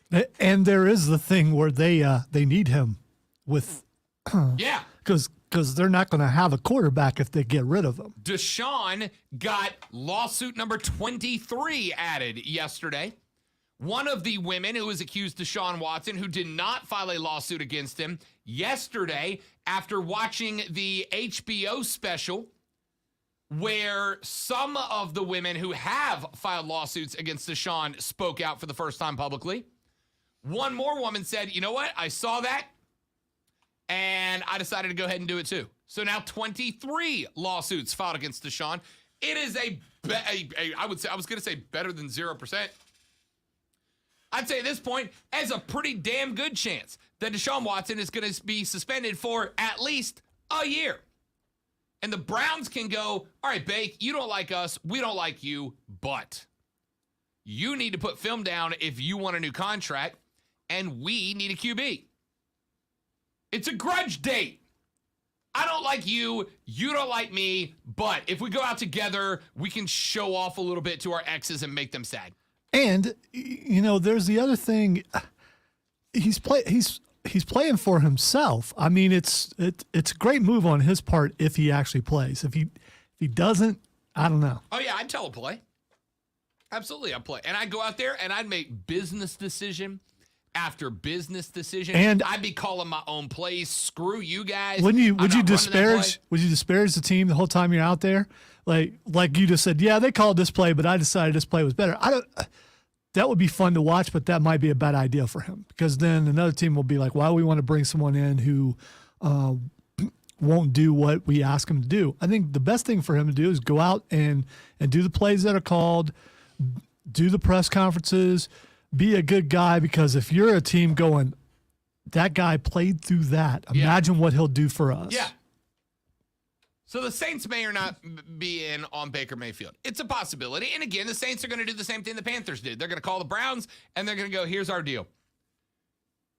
You tell us how much of his contract you're willing to play. We'll tell you what we're willing to trade, right? If you will pay 80% of his contract, second-round pick, third-round pick. If you'll play 50% of his contract, fifth-round pick. If you'll pay 25% of his contract, sixth or seventh-round pick. We'll make a deal with you to where we're both getting something out of it, but you're picking up part of the tab. The Saints will do that, just like the Panthers did. As a Saints fan, as you are, who would you rather have? See, I don't think it's about rather. I think Baker would be coming in to back up Jameis.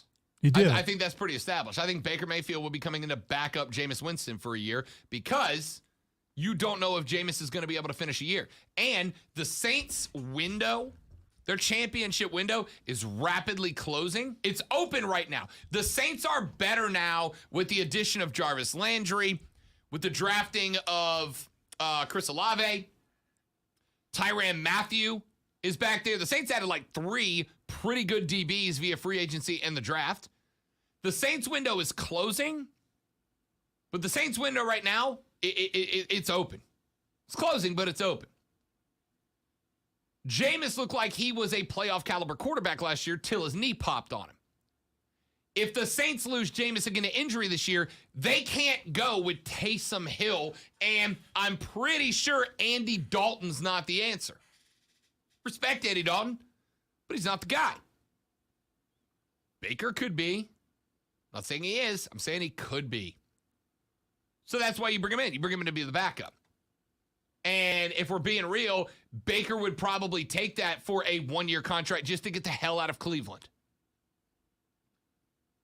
Now, part of the reason that this trade may have fallen apart for Carolina, Anthony Rizzuti of the Charlotte Observer and Panthers Wire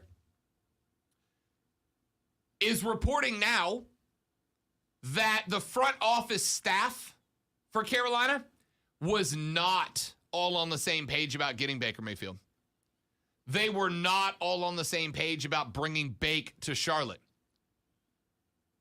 Mary Kay Cabot on Sunday, she is probably the #1 beat reporter for the Browns, detailed a little bit of the saga going on between Cleveland and Carolina. Found out that Cleveland is not down for cutting the guy. And then Rizzuti said that at the same time that Cleveland decided we will not cut him, Carolina was sitting there going, or before Cleveland announced they would not cut him, Carolina was sitting there going, well, maybe we make a play, but that a solid chunk of front office administration in Charlotte was not on board with making a trade. They'd rather wait to see if he got cut.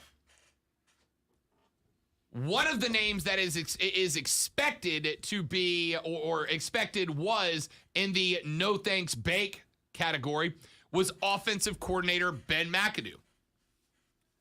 Rizzuti is reporting, scratch that, speculating, let me be very clear. Rizzuti is speculating that Ben Mcadoo was not on board with Bake based on information he's gotten from sources inside the camp. And that might have been the reason that the Panthers were not ready to or willing to make a heftier trade offer to Cleveland to get him out of the Browns. So the Panthers were not all on the same page for Bake. I don't know if that's good or bad. I think it's bad. I think that was a move to make. Right? Because I think even if you make the move for Bake, it's better than Sam Darnold, and Bake can put a year or two down for Matt Corral learning how to play and getting that kid ready for his takeover. I think a missed opportunity. So we still don't know where Baker's going to end up at. We still don't know what Baker's ultimate destination is going to be. We still don't know how this plays out. The Saints seem to be at least willing to discuss the pickup as a backup for Jameis. Carolina was not on the same page to make that trade. And now they've got Sam and Matt Corral. We'll see how it plays out. Take a break. We'll come back. We will wrap up hour number 2 of the Rob Brown Show. I'm Rob. He's Lonzo. You're listening to The Fan Upstate.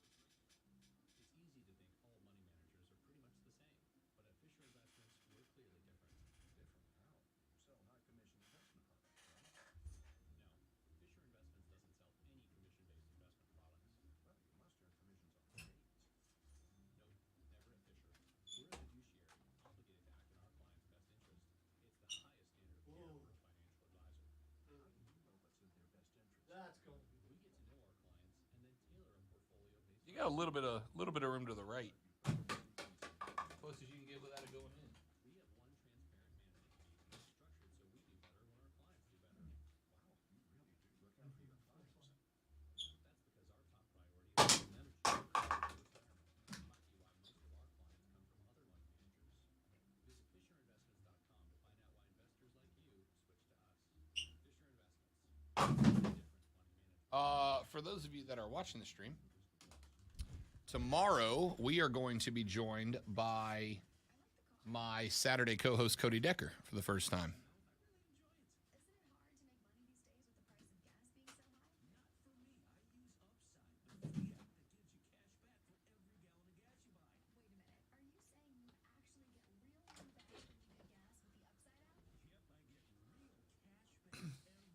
Well, that's cool.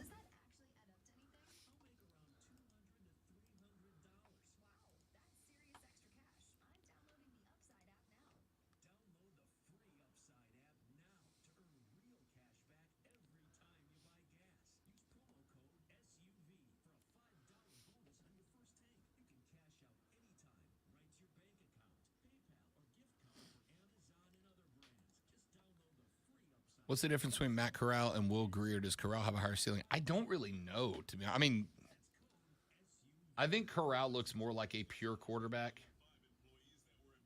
but I don't know.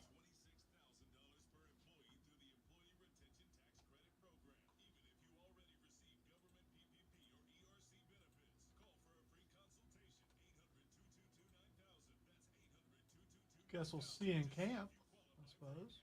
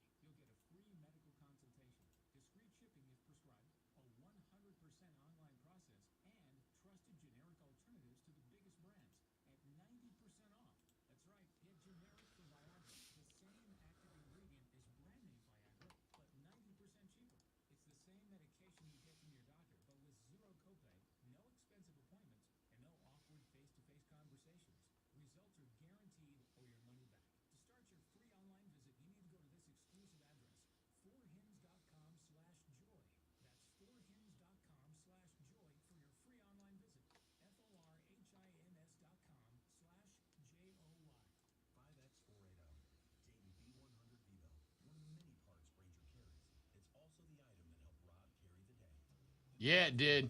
It helped me carry the day.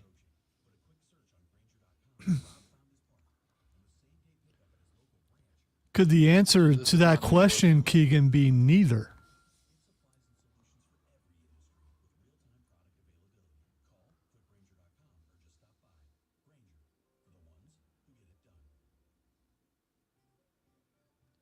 So Keegan's asking Baker to be traded before the season or Cam to get signed before the season. Baker. I was going to say neither one of them happens. What's more likely? Yeah, Baker. more likely. I didn't say I think either one of them will happen, but what's more likely between those? Baker's staying in Cleveland.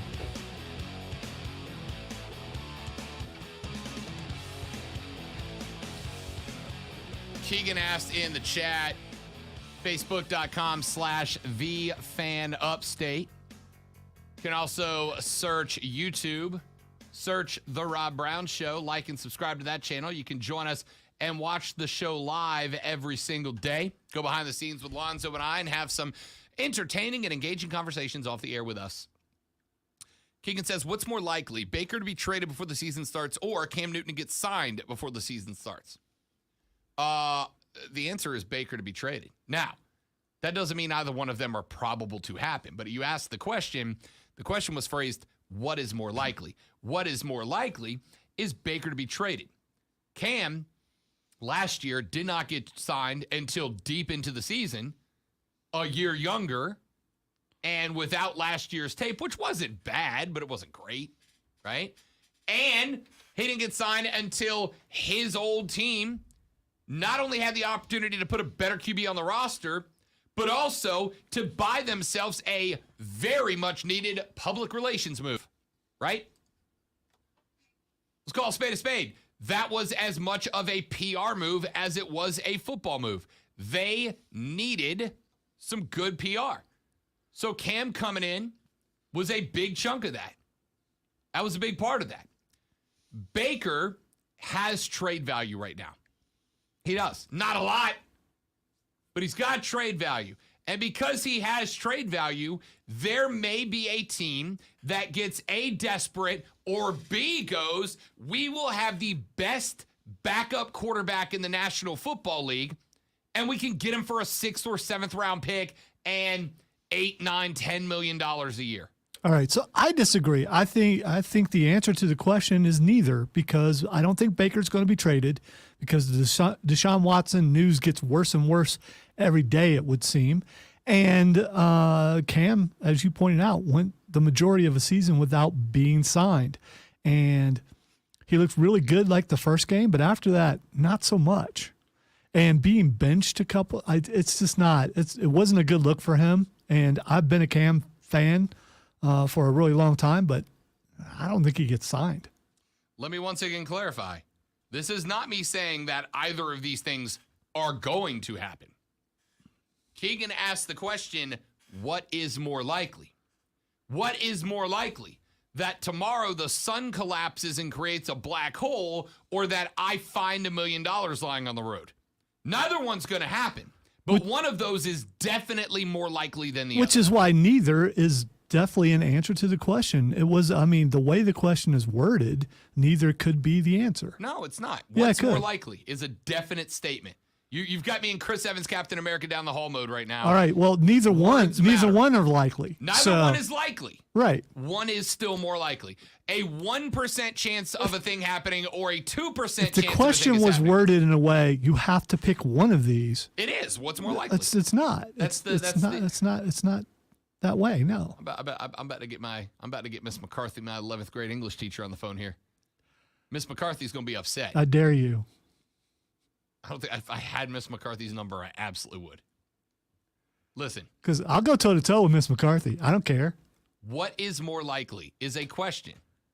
Neither is not an answer to that. Yes, it is. If something is 3% likely to happen and something else is 1% likely to happen, neither one of them is anywhere close to probable, but one is still more likely to happen. I'm about to go to the old colored marbles in a bag metaphor that we got hit in high school with. If there are 100 colored marbles in a bag and 3 of them are red and 1 of them are blue, and you pull a random marble, what is more likely to be picked, red or blue?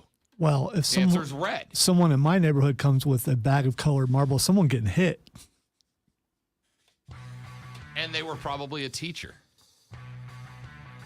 Ladies and gentlemen, that is 2 hours of sports talk slightly above mediocrity.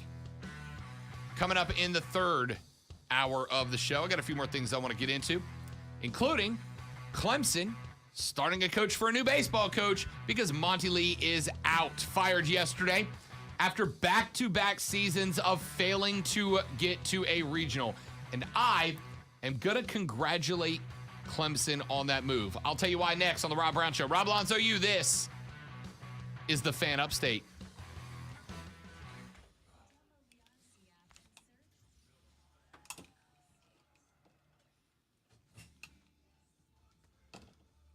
Proof that I was right and Rob was wrong. Rob left the room.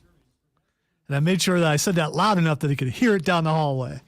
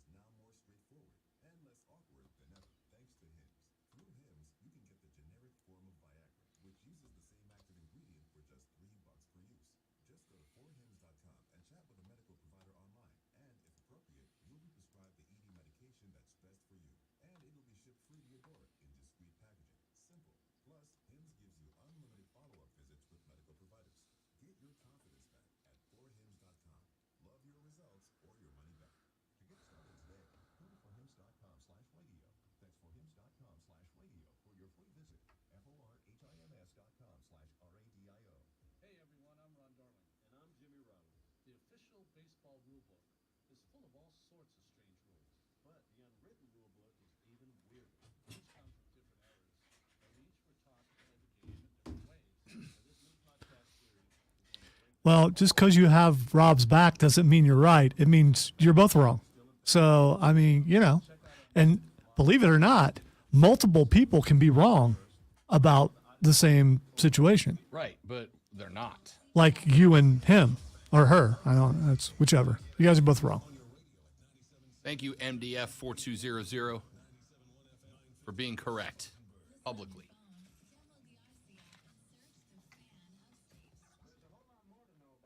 As I said earlier, proof that I was right is that Rob just jumped up in a huff and ran out of the room. You all saw it. I had to think of There was definitely a huff going on. quite the huff. I am a huffer. No.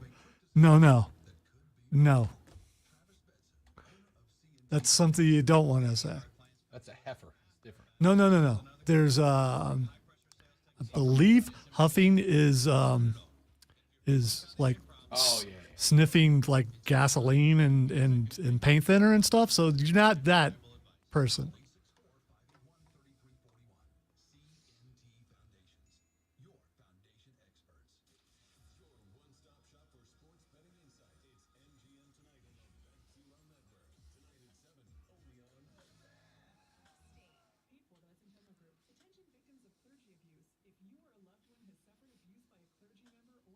Perhaps Keegan should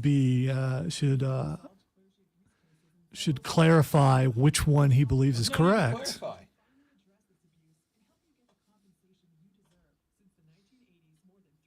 And it's not a hypothetical; it's an actual question. There's a question mark at the end and everything, so it's not a hypothetical. Hypothetical question is still a question with a question mark on it. Well, hypothetical. Well, anyway. It's a question, and I answered the question correctly, and you guys answered it incorrectly. With age comes wisdom. I am the wisest guy in this room. I have met some people that can prove that incorrect. So have I, actually. Except for the wisest guy in the room thing. That's still true. Oh, yes. Despite the absolute truth that neither will happen, the question was which could, in theory, happen. That is. I don't recall it say. I don't see theory in Keegan's question.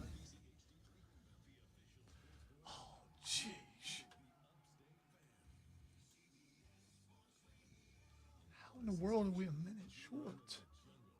Luckily I caught it.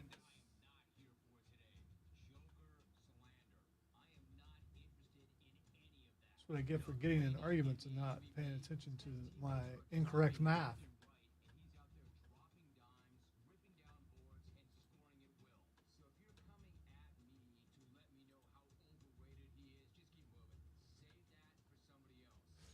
Prism in the first break.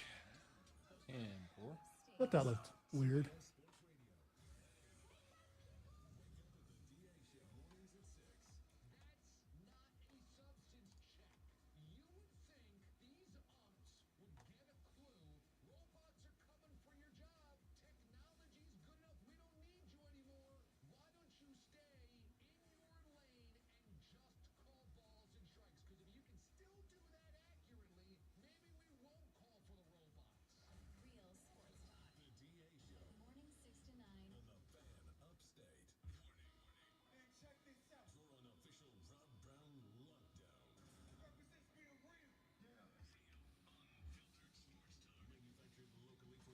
That's a good point, Trey, but if my teeth were false, somebody should get fired.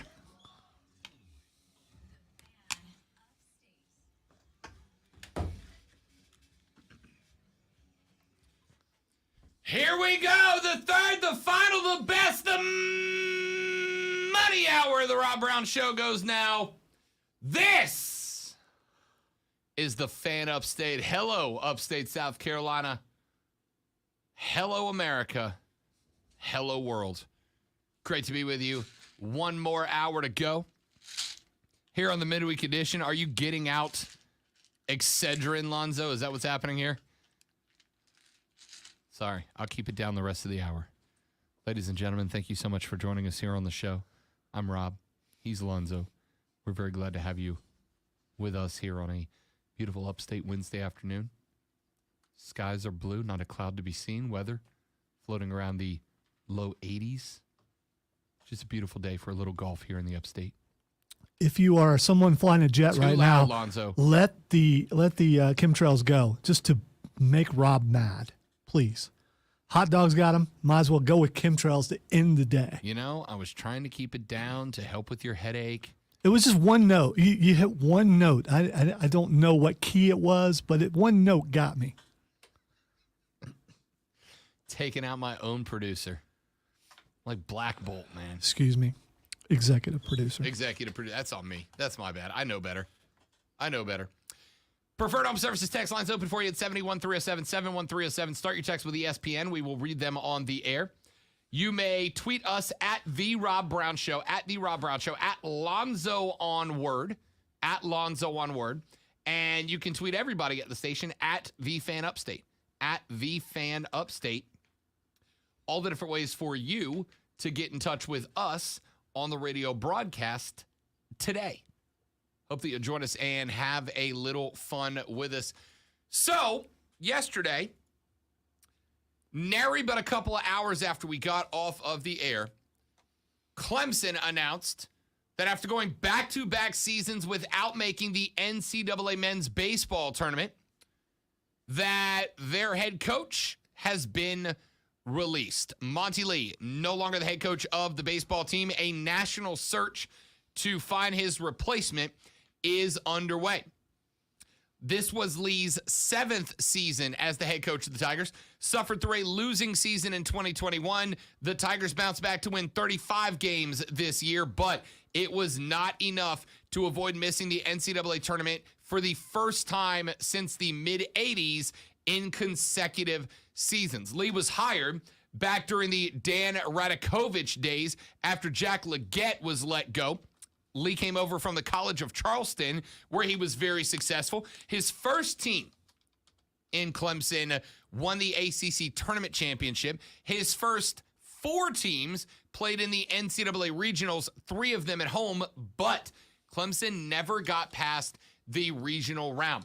Lee departs the university with a 242 and 136 overall record. He was 102 and 86 in ACC play. This season, a 35 and 23 record, finished tied for 11th in the overall ACC standings. Over the past 2 years, the 2 years that cost Monty Lee his job, the Tigers went 60 and 50, winning just over 54% of their games. They were 29 and 36 in ACC play. That's under a 45% winning percentage. A statement released from the university said, quote, Monty and his staff have been nothing but professional in their approach to Clemson baseball, and we appreciate the manner in which they've represented Clemson University. The expectations for Clemson baseball are very high, and the team's recent on-field performance has not met those of our administration, our coaching staff, our student athletes, or our loyal fan base. Clemson baseball is a proud program, and we, as a department, are committed to doing all we can to return our program to national prominence. We will work with our student athletes to ensure the transition process is successful. For right now, assistant coach Bradley LaCroix and director of operations Brad Owens will be in charge of the program until a new head coach is named. Late Tuesday afternoon, Clemson AD Graham Neff met with the media to discuss that decision. And you basically got a lot of what was said in that statement. Monty Lee, good guy, hard worker, represented the university well, never had any problems away from the field. But at the end of the day, winning less than 55% of your games overall and winning less than 45% of games in the ACC and not making it out of the regional round in 6 years is just not good enough. And I am going to give a thumbs up here to the athletic department because they had the rocks to make a move. Wow. And let me steal something or give you a preview of what will be said later probably on this station. This is proof that Clemson cares about baseball more than they care about basketball, because you do bad in baseball, you're gone. You do mediocre in basketball for a long time, you get contract extensions. hate to tell you, but it's a good take. I mean, I hate to say it, but it's a good take. That's the correct take. Just remember when you hear it later, you heard it here first. And keep in mind that this is a cat that went to the regionals 4 times, including a couple at the house, right? There's only a handful of teams that get to host the regional every year. He did it a few times, right? And I think what Lonzo just said is the correct take. Clemson expects performance from the baseball program. They expect success from the baseball program. I'm not saying that every team's going to be able to go win 80% of their games, but winning just a tick over 1 out of every 2 is not good enough. And keep in mind, you got the bump of out-of-conference games. You go just in ACC play, you're looking at less than 45% of a win rate. That's not good enough. It's just not. And this is one of those situations where a coach can be a great guy and a great leader of men and produce really good. We've had 2 Clemson baseball players in Major League Baseball make news over the past couple of weeks. He is producing guys, good guys that go on to play in the league, et cetera, et cetera. From what I understand, baseball at Clemson has had really no drama away from the organization, away from the program. But at the end of the day, that's irrelevant when you are losing. And in the ACC, Clemson has been losing more than they've been winning. Now, the ACC's a really good baseball conference. Miami is a very good baseball team. Florida State, a very good baseball team. Carolina, a very good baseball team. It's a good baseball conference. But with the resources available to them, turning in less than 46% of your games with a W attached is not good enough. And they decided to make a move. And I'm glad they did, for the record. I'm glad they did. Do you know how much more? Listen, I've told you guys on this show before. College baseball is the best postseason in sports. It is the best postseason in sports. The format is incredible.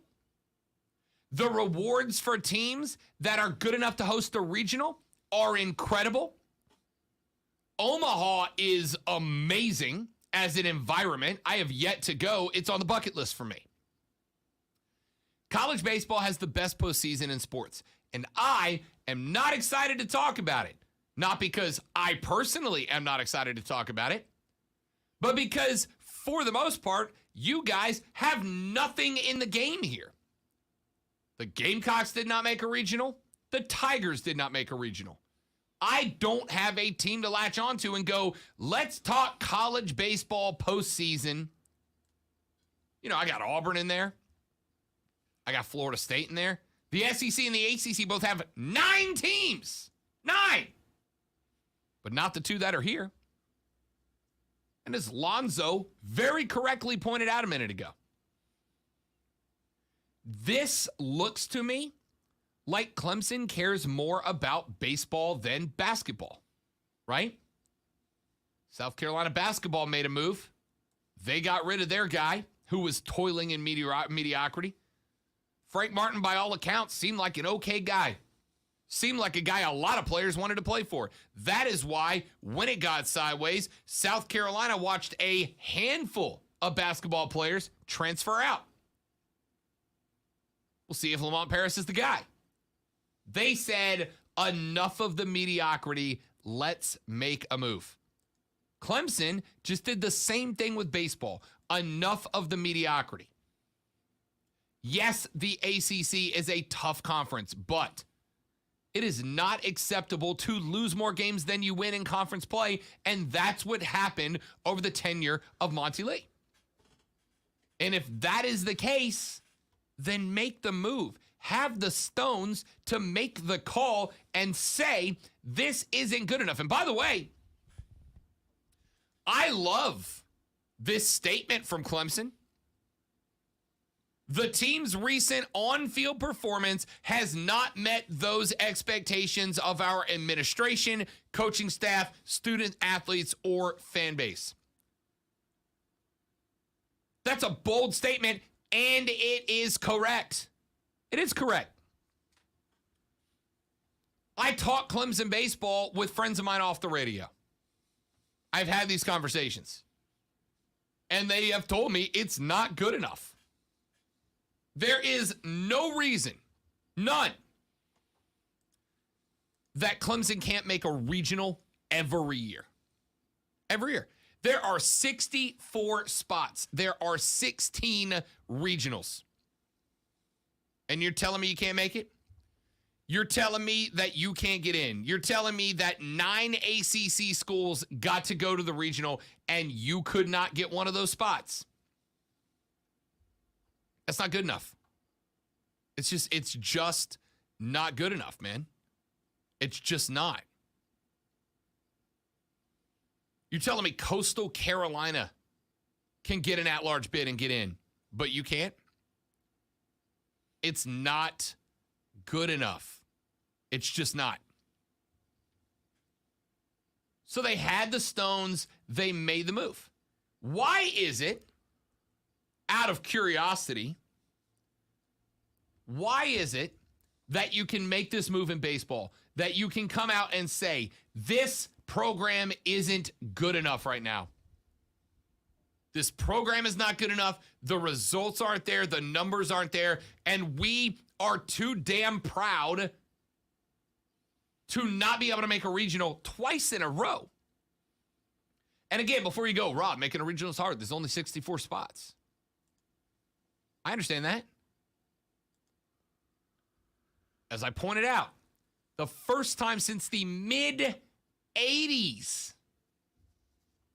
that Clemson failed to make postseasons in back-to-back. The mid-'80s. You know what else is from the mid-'80s, Lonzo? Me.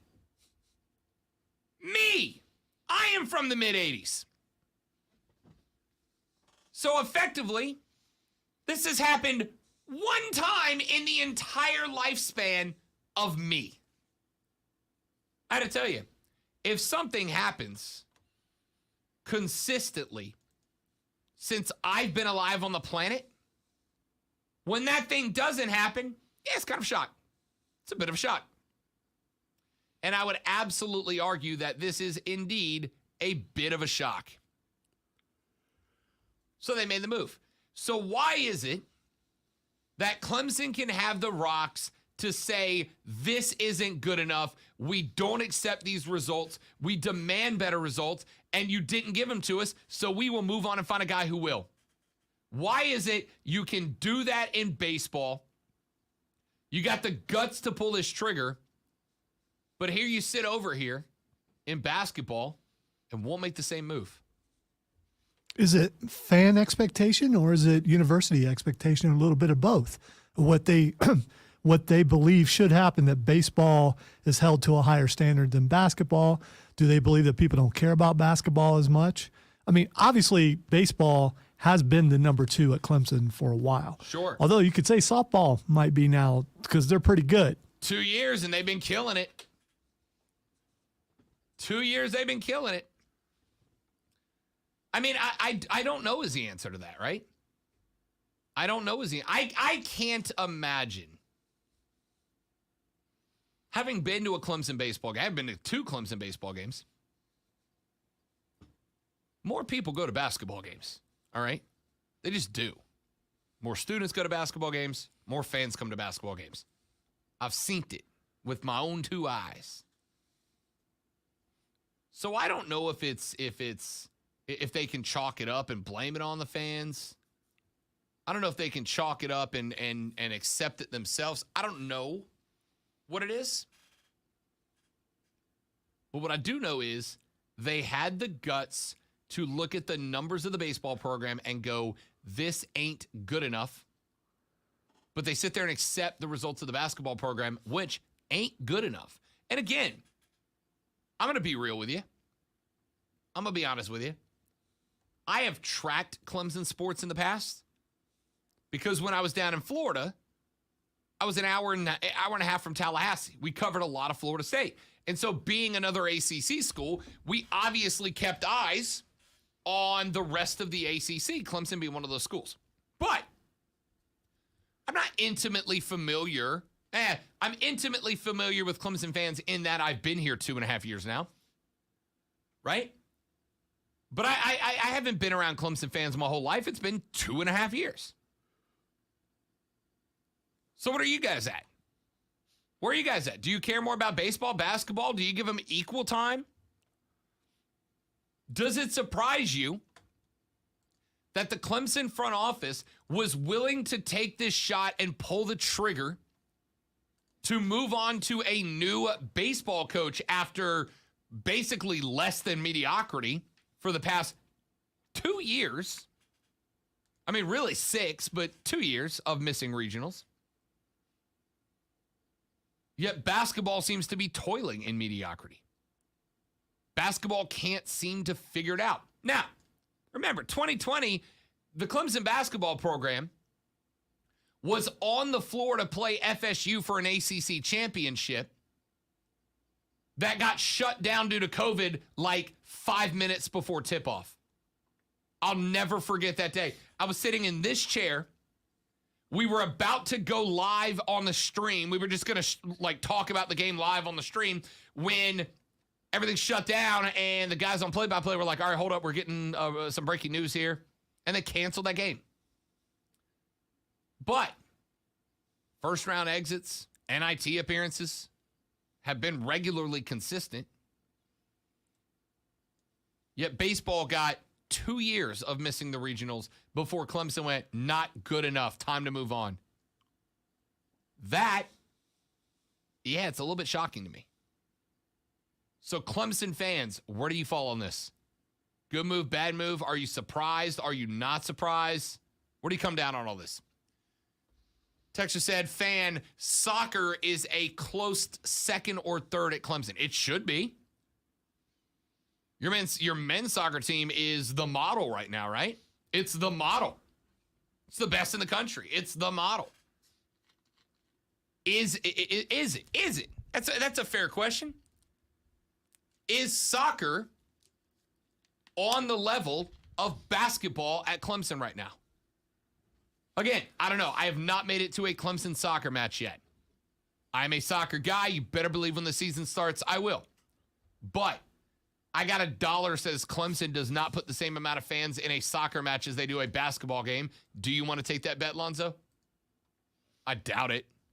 No, I don't want to take that. Yeah.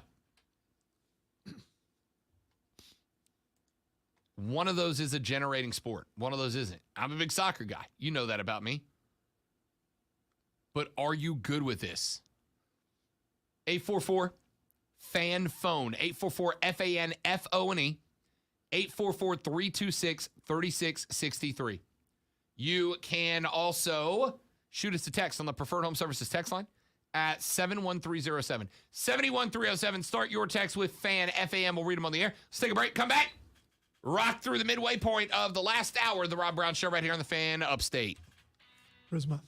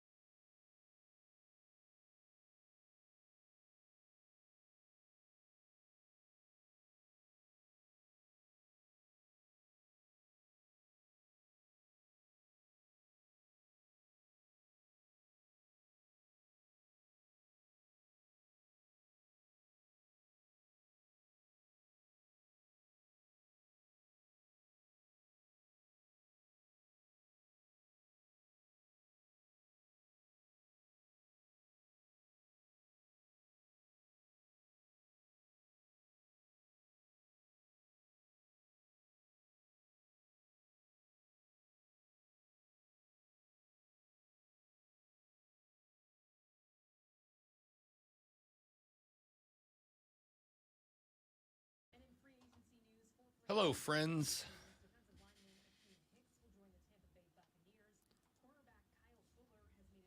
It's all I can do to avoid spoilers for Stranger Things because I've only watched 3 episodes so far.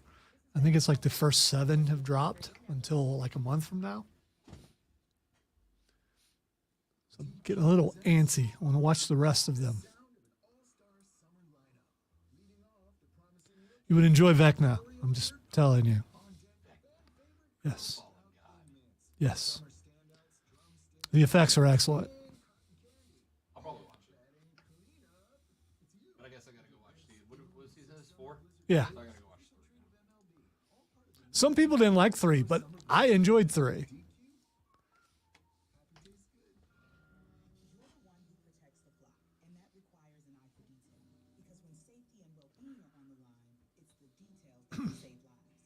Season 4 is set in 1986 when I graduated from high school. So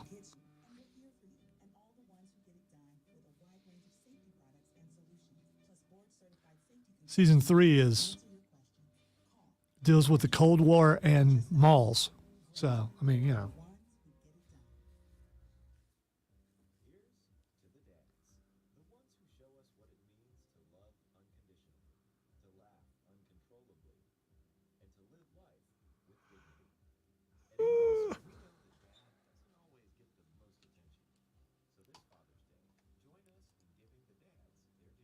Saw an ad for a Game Pass game that's coming soon called Avowed from Obsidian.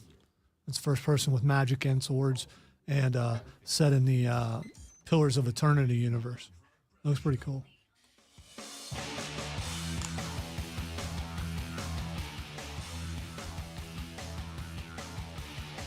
All right, a couple of Clemson fans have chimed in on the Preferred Home Services text line at 71307. Start your text with FAN, F-A-N, FAN, and we'll read them on the air. Texter says, soccer is at number 2 at Clemson, and Rob, you did make it to a Clemson match when the national champs took down the Greenville Triumph. They did. They did take down the Greenville Triumph. By the way, was a blast of an exhibition game. A blast of an exhibition game. I had a great time over there at Clemson for that match. So that is true. I have been to one Clemson soccer game. Granted, it was a friendly. It was the Greenville Trialist roster. Guys trying to make the team. Guys trying to earn some extra PT this year, etc. Taking on a Clemson team that was seeing what the new look was going to look like after the guys that won that title that were moved on, etc. It was a great time, though. And the Clemson fans that were there were absolutely passionate. They had the drum. They had the supporter section. It was great. Absolutely. And I can absolutely see that Clemson is a soccer school. It is a school that has embraced the sport. It is a school that has pushed the sport. My question is, in a country that has taken many years to have soccer catch on and become as relevant as it is today, has it passed 2 of the traditional American sports, basketball and baseball, on that campus?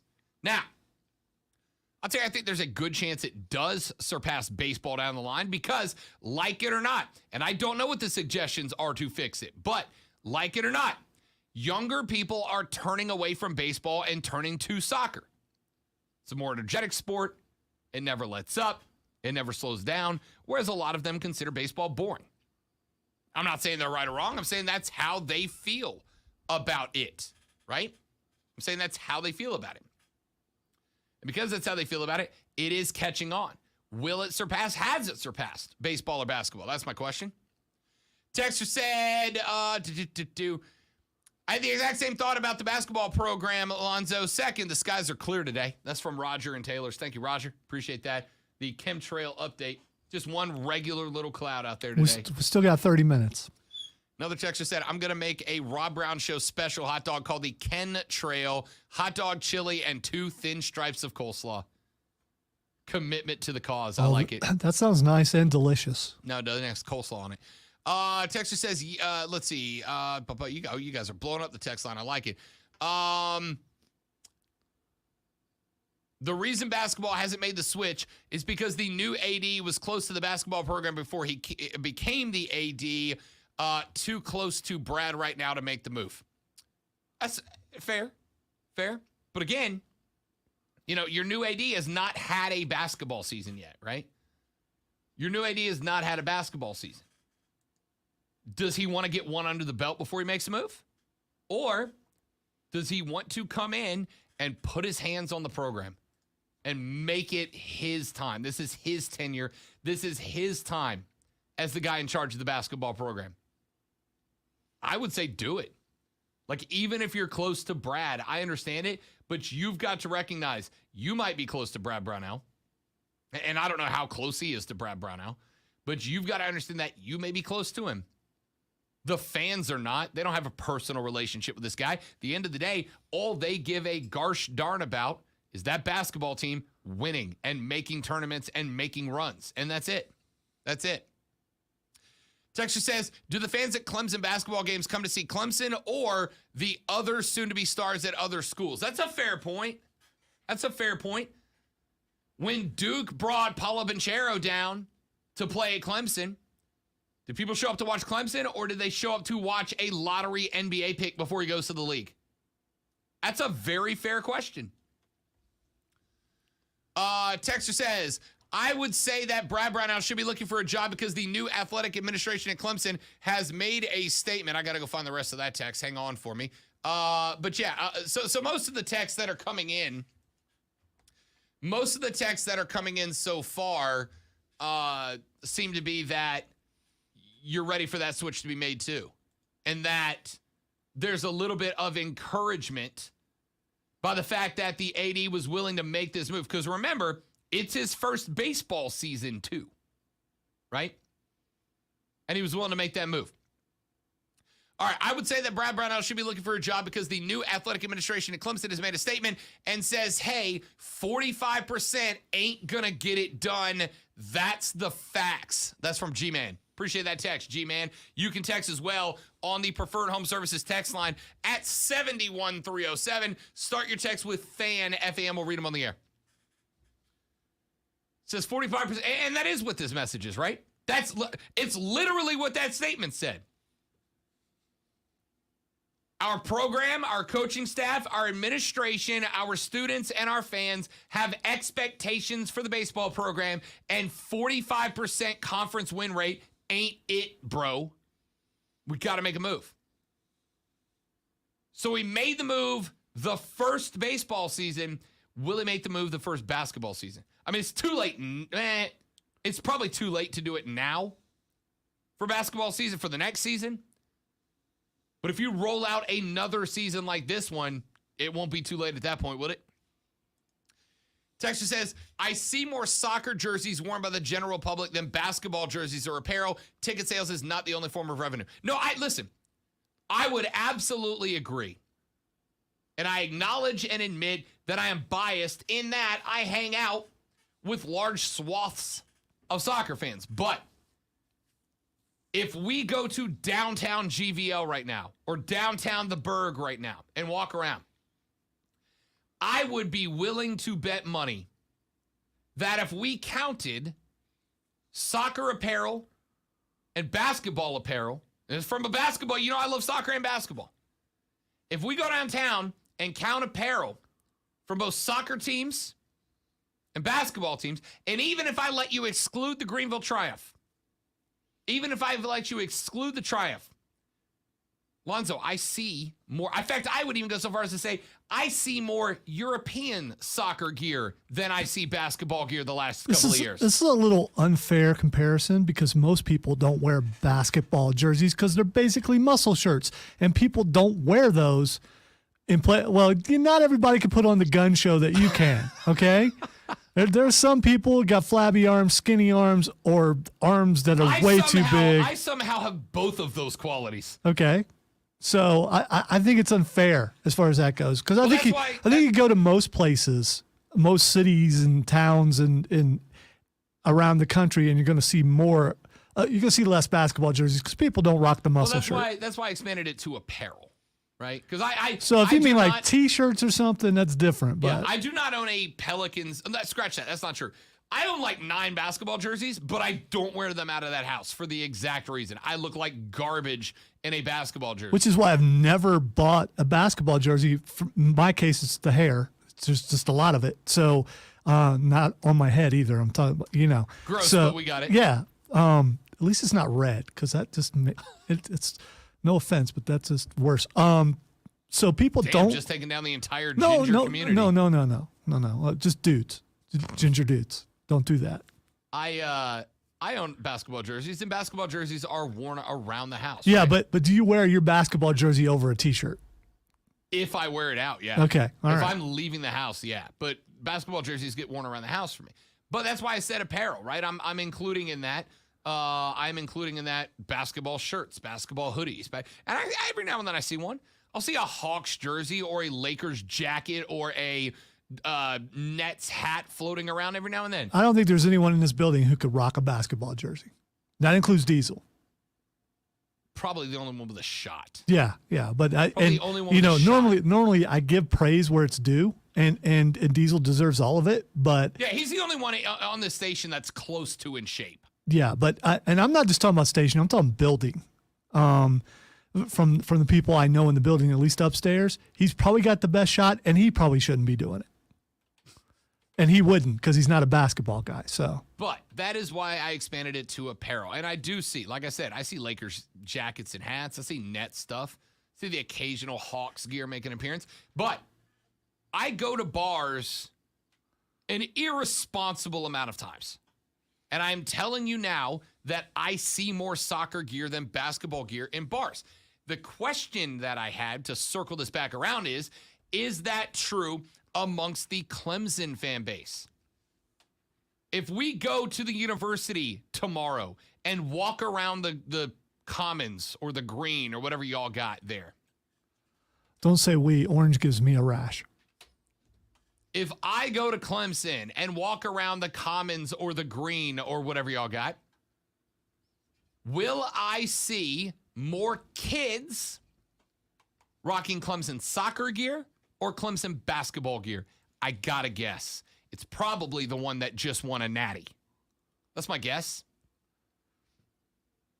And if the expectations are as high as they are for Clemson football, which are, of course, natty, and the expectations for soccer are as high as they are, which is, of course, natty, and the expectations are as high as they are for baseball, which I don't know that they're natty yet, but they are definitely super regional, right? Super regional should be the expectation. If that's the expectation and they're not being accomplished and you made the switch in baseball, are you ready to see them make that same switch for basketball? The answer, I would think, has got to be yes. I think you've got to be ready to make that switch now. Texas said, I saw a guy wearing a LaMelo Ball Hornets jersey at Texas Roadhouse in Spartanburg. I wanted to high-five him, but he got seated before me. I like that. Hornets guy showing love to Hornets guy. By the way, can I take this off topic for just 1 second? I want to love anything in my life as much as upstaters love Texas Roadhouse. There is one about a half a mile from where I live, over off of Winhampton, right? Every single day, the line wraps out the door and around the front of Texas Roadhouse. Every single day, the line comes out of the front door, down the front of the restaurant, and to the side and around the side of the restaurant. I want to love anything in my life as much as upstaters love Texas Roadhouse. And that's not a slam at Texas Roadhouse. I am down to go to some Texas Roadhouse, but I am not going to show up and wait in a line that wraps around half the restaurant for it. You guys love the hell out of some Texas Roadhouse. So you're saying you wouldn't wait in line for a good steak? No, I'm saying there are more places to find a good steak than Texas Roadhouse. That is not saying that Texas Roadhouse doesn't have good steak. They have fine steak. I've had Texas Roadhouse before. During the pandemic, the lady friend and I would very frequently get Texas Roadhouse when it was pickup only. because it was right around the corner from us, so we'd order Texas Roadhouse. I am down for a good steak at Texas Roadhouse. What I'm saying is there are a lot of good steak places around the upstate. And I never see lines wrapping around the front door and down the side of the restaurant at those. Y'all love some Texas Roadhouse. How many steak restaurants are in your area close to where you live, though? 3? Are there? Okay. 3? Are national chains or just local? There's one local. There's another local that I've been to, and I've forgotten the name of it. Let me see if I can remember it. But there's one that's a little while. The Peddler. I think it's the Peddler Steakhouse in Greenville. I think it's called the Peddler. Yeah, the Peddler. I've been there. I went there earlier. It's phenomenal. It's phenomenal. I never see the line wrapped out the front door and around the side of the Peddler when I drive by it, and it's got great steaks. Just a local steakhouse. They got one in the Ville and one in the Berg. Every night when I drive home and I pass the Roadhouse, the line is out the door and around the side. I'm not even judging you for going there. It's not a bad steak place. I just don't understand how y'all are willing to wait in line an hour so damn routinely for one restaurant. So now what you're doing is you're making people close to lunchtime want to go get some Texas Roadhouse. You're making me want to go get some Texas Roadhouse. Don't waste your time. You don't have time. At lunchtime? You don't have time. You won't be able to get in and out in time. Unless you got that management 2-hour lunch break. You don't have time. I'm not talking about hours. I'm just saying in general. I don't know our managers' lunch habits, to be honest. I do. You want to know? Listen, I just want to have an affinity for anything in my life like y'all do Texas Roadhouse. Good baked potatoes. They got Lonzo, they got these things they call rattlesnake bites. They're like diced jalapeno, cheddar cheese, deep fried. Phenomenal. They come with rattlesnake sauce. It's like a spicy ranch garlic aioli. Fantastic. Every time the lady friend wants Texas Roadhouse, because she's a big fan too. I'm not just saying this. I've got direct witness. The lady friend, I'm pretty sure she likes Texas Roadhouse more than she likes me, and she likes me a lot. By the way, if you are a local steakhouse and you know that your steak is better than Texas Roadhouse, we would like to talk about your restaurant on the air. So please contact, downstairs, and your steak can be the official steak of the Rob Brown Show. Listen, we're looking. And for the record, just so those of you who don't listen a ton, just so you are aware, if you're going to become the official anything of the Rob Brown Show, you got to get the Rob Brown seal of approval. I have turned down endorsements before. But you're going to get some love like you're not going to get anywhere else. If I like your product, absolutely. Lonzo, we about 4 months ago, we had a meeting with a pizza joint that was going to become the official pizza of the Rob Brown Show. And I tried it, and I thanked the people, and I left. And then on the way back to the studio in the car with the salesman, I'm like, nope. He's like, what do you mean no? I'm like, I don't want that endorsement. He's like, you don't want that endorsement? I said, no. He said, why? I said, because that's not even close to the best pizza I've had in Greenville. I would not send if a friend of mine was like, I want pizza, where do I go? I would not send them there, right? So hit me with it. Hit me with it. If you think your pizza has what it takes to be the official pizza of the Rob Brown Show or the official steak of the Rob Brown Show, whatever, hit us up. I am down for a Texas Roadhouse. I'm a fan. The lady friend and I do it once every couple of weeks. We get a Texas Roadhouse.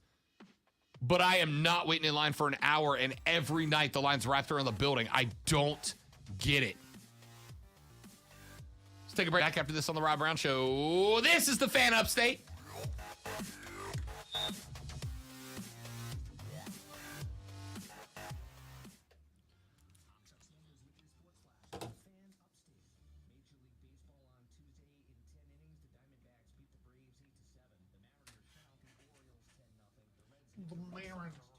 Dexter said we should have a most overrated local restaurant segment. We absolutely cannot do that. No. As amazing as that would be a great podcast. Plus that restaurant thing, it's been done before. Multiple times. I'm going to grab a fresh water. I will be right back.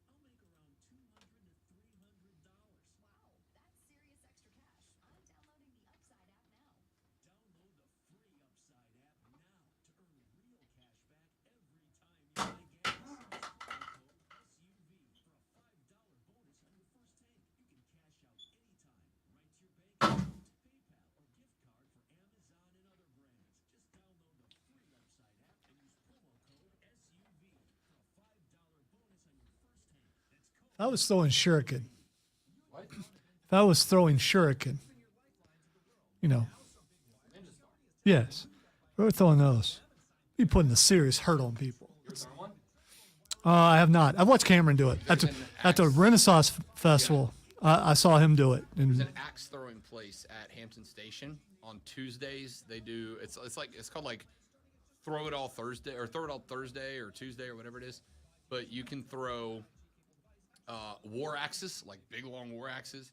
You can throw swords. You can throw military shovels, like the shovels with knife blades on them. You can throw ninja stars. You can throw hunting knives. Like you can throw anything you want, and it's awesome.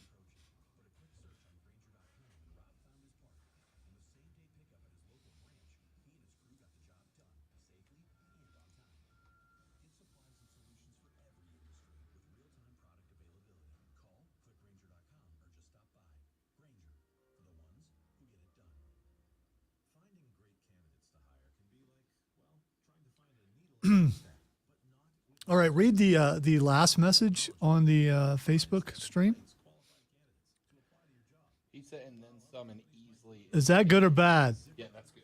Okay. That's good. Grandpa here. I was gonna say that's good, Gramps. Yeah, been away from the street for a while, you know. So I mean, you know, That was funny. because dank to me means something totally different. So No, it means what you think it means. When you describe a certain smokable substance as dank, it means it's like really thick and wet and gets you really high. So it's a drug reference. That's why I don't get it. it's Okay. a marijuana reference. Okay. All right. When weed is dank, it means it's thick and it's got a lot of THC that's gonna get you buzzed up.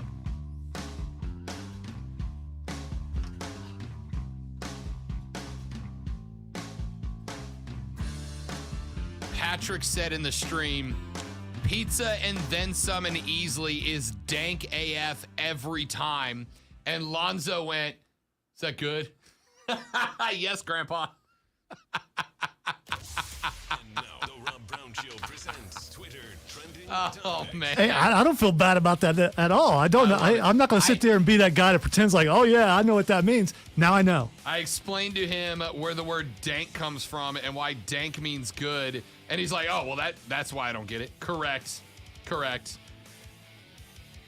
Okay, time for Twitter trending topics. The first thing that's trending is not dank, I guess, or is dank. It's Madden 2023. So Madden is going to have on its cover John Madden. There's going to be an all Madden edition of Madden that comes out this year. The cover's out, by the way. Yeah, it's kind of cool. It's got like an older picture of like young, enthusiastic John Madden. Not like coach of the Raiders young, but like early broadcasting. Looks John like he's Madden having young. a good time. Yeah. Yeah. I don't know. So I basically buy Madden every other year, right? Like I buy it every other year. There's no need to buy it every year. They don't really do I mean, every now and then a new feature will come out that makes it worth buying. I will buy this version. I will buy this version for the cover art. Like I bought, obviously, I switched my alternating years the year that Drew Brees was on the cover so I could get that cover, still have that. It's art in my house. And I will end up with the Madden cover for the same reason. All right, the next thing that's trending is Max Caster. I don't know why Max is trending because Well, he used one of those fingers for something. Oh God. I was going to go ahead and tell you because you probably enjoy this. He was at the Walk of Fame and threw up the double bird at Vince McMahon's star on the Walk of Fame. Max Caster continues to be platinum, baby. I love it. It's hilarious. By the way, my theory now, the whole MJF thing, and I know we'll probably get into this tomorrow at Fight Club, 11:20, your home for all things combat sports. I think I know why MJF is mad, and I think it ends up with him in WWE. My question's going to be, is that character sustainable in WWE? We'll talk about that tomorrow. Oh, absolutely. Or we won't. It's Lonzo's segment. I don't know. We will, more than likely. Also, Bray Wyatt is trending. Tell me, just He says one of the part of the quotes from the tweet is "I'm ready now." yeah, my man's been ready for a year. Just tell me when he's going to show up somewhere. And at this point, I don't even particularly care where. I just want to see how he shows up. Is he the Fiend? Is he a knockoff version of the Fiend? Is he Bray? Is he Husky? Let's bring back Husky. Bring back Husky. He is my favorite. Love Husky. All right, ladies and gentlemen, that's going to do it for us. Jim Rome takes you into the jungle next. And then at 3 o'clock, I believe Mark Ryan's back today. I think, question mark. Mark Ryan, question mark, and Diesel will take you through offsides. Ladies and gentlemen, thank you for listening. Without you, I wouldn't have a job. So I appreciate it. See you back here tomorrow on the Rob Brown Show in the Fan Upstate. Later, brother. So I've been trying to get us out by 45 on the second clock. Does that work, or do I need to go earlier? It still requires math, but it's okay. Because it all, whether I get sports, This thing? that thing, Sports Flash, yeah. I can't remember if that's what it's called or not. Bye, stream. See you tomorrow. Thanks.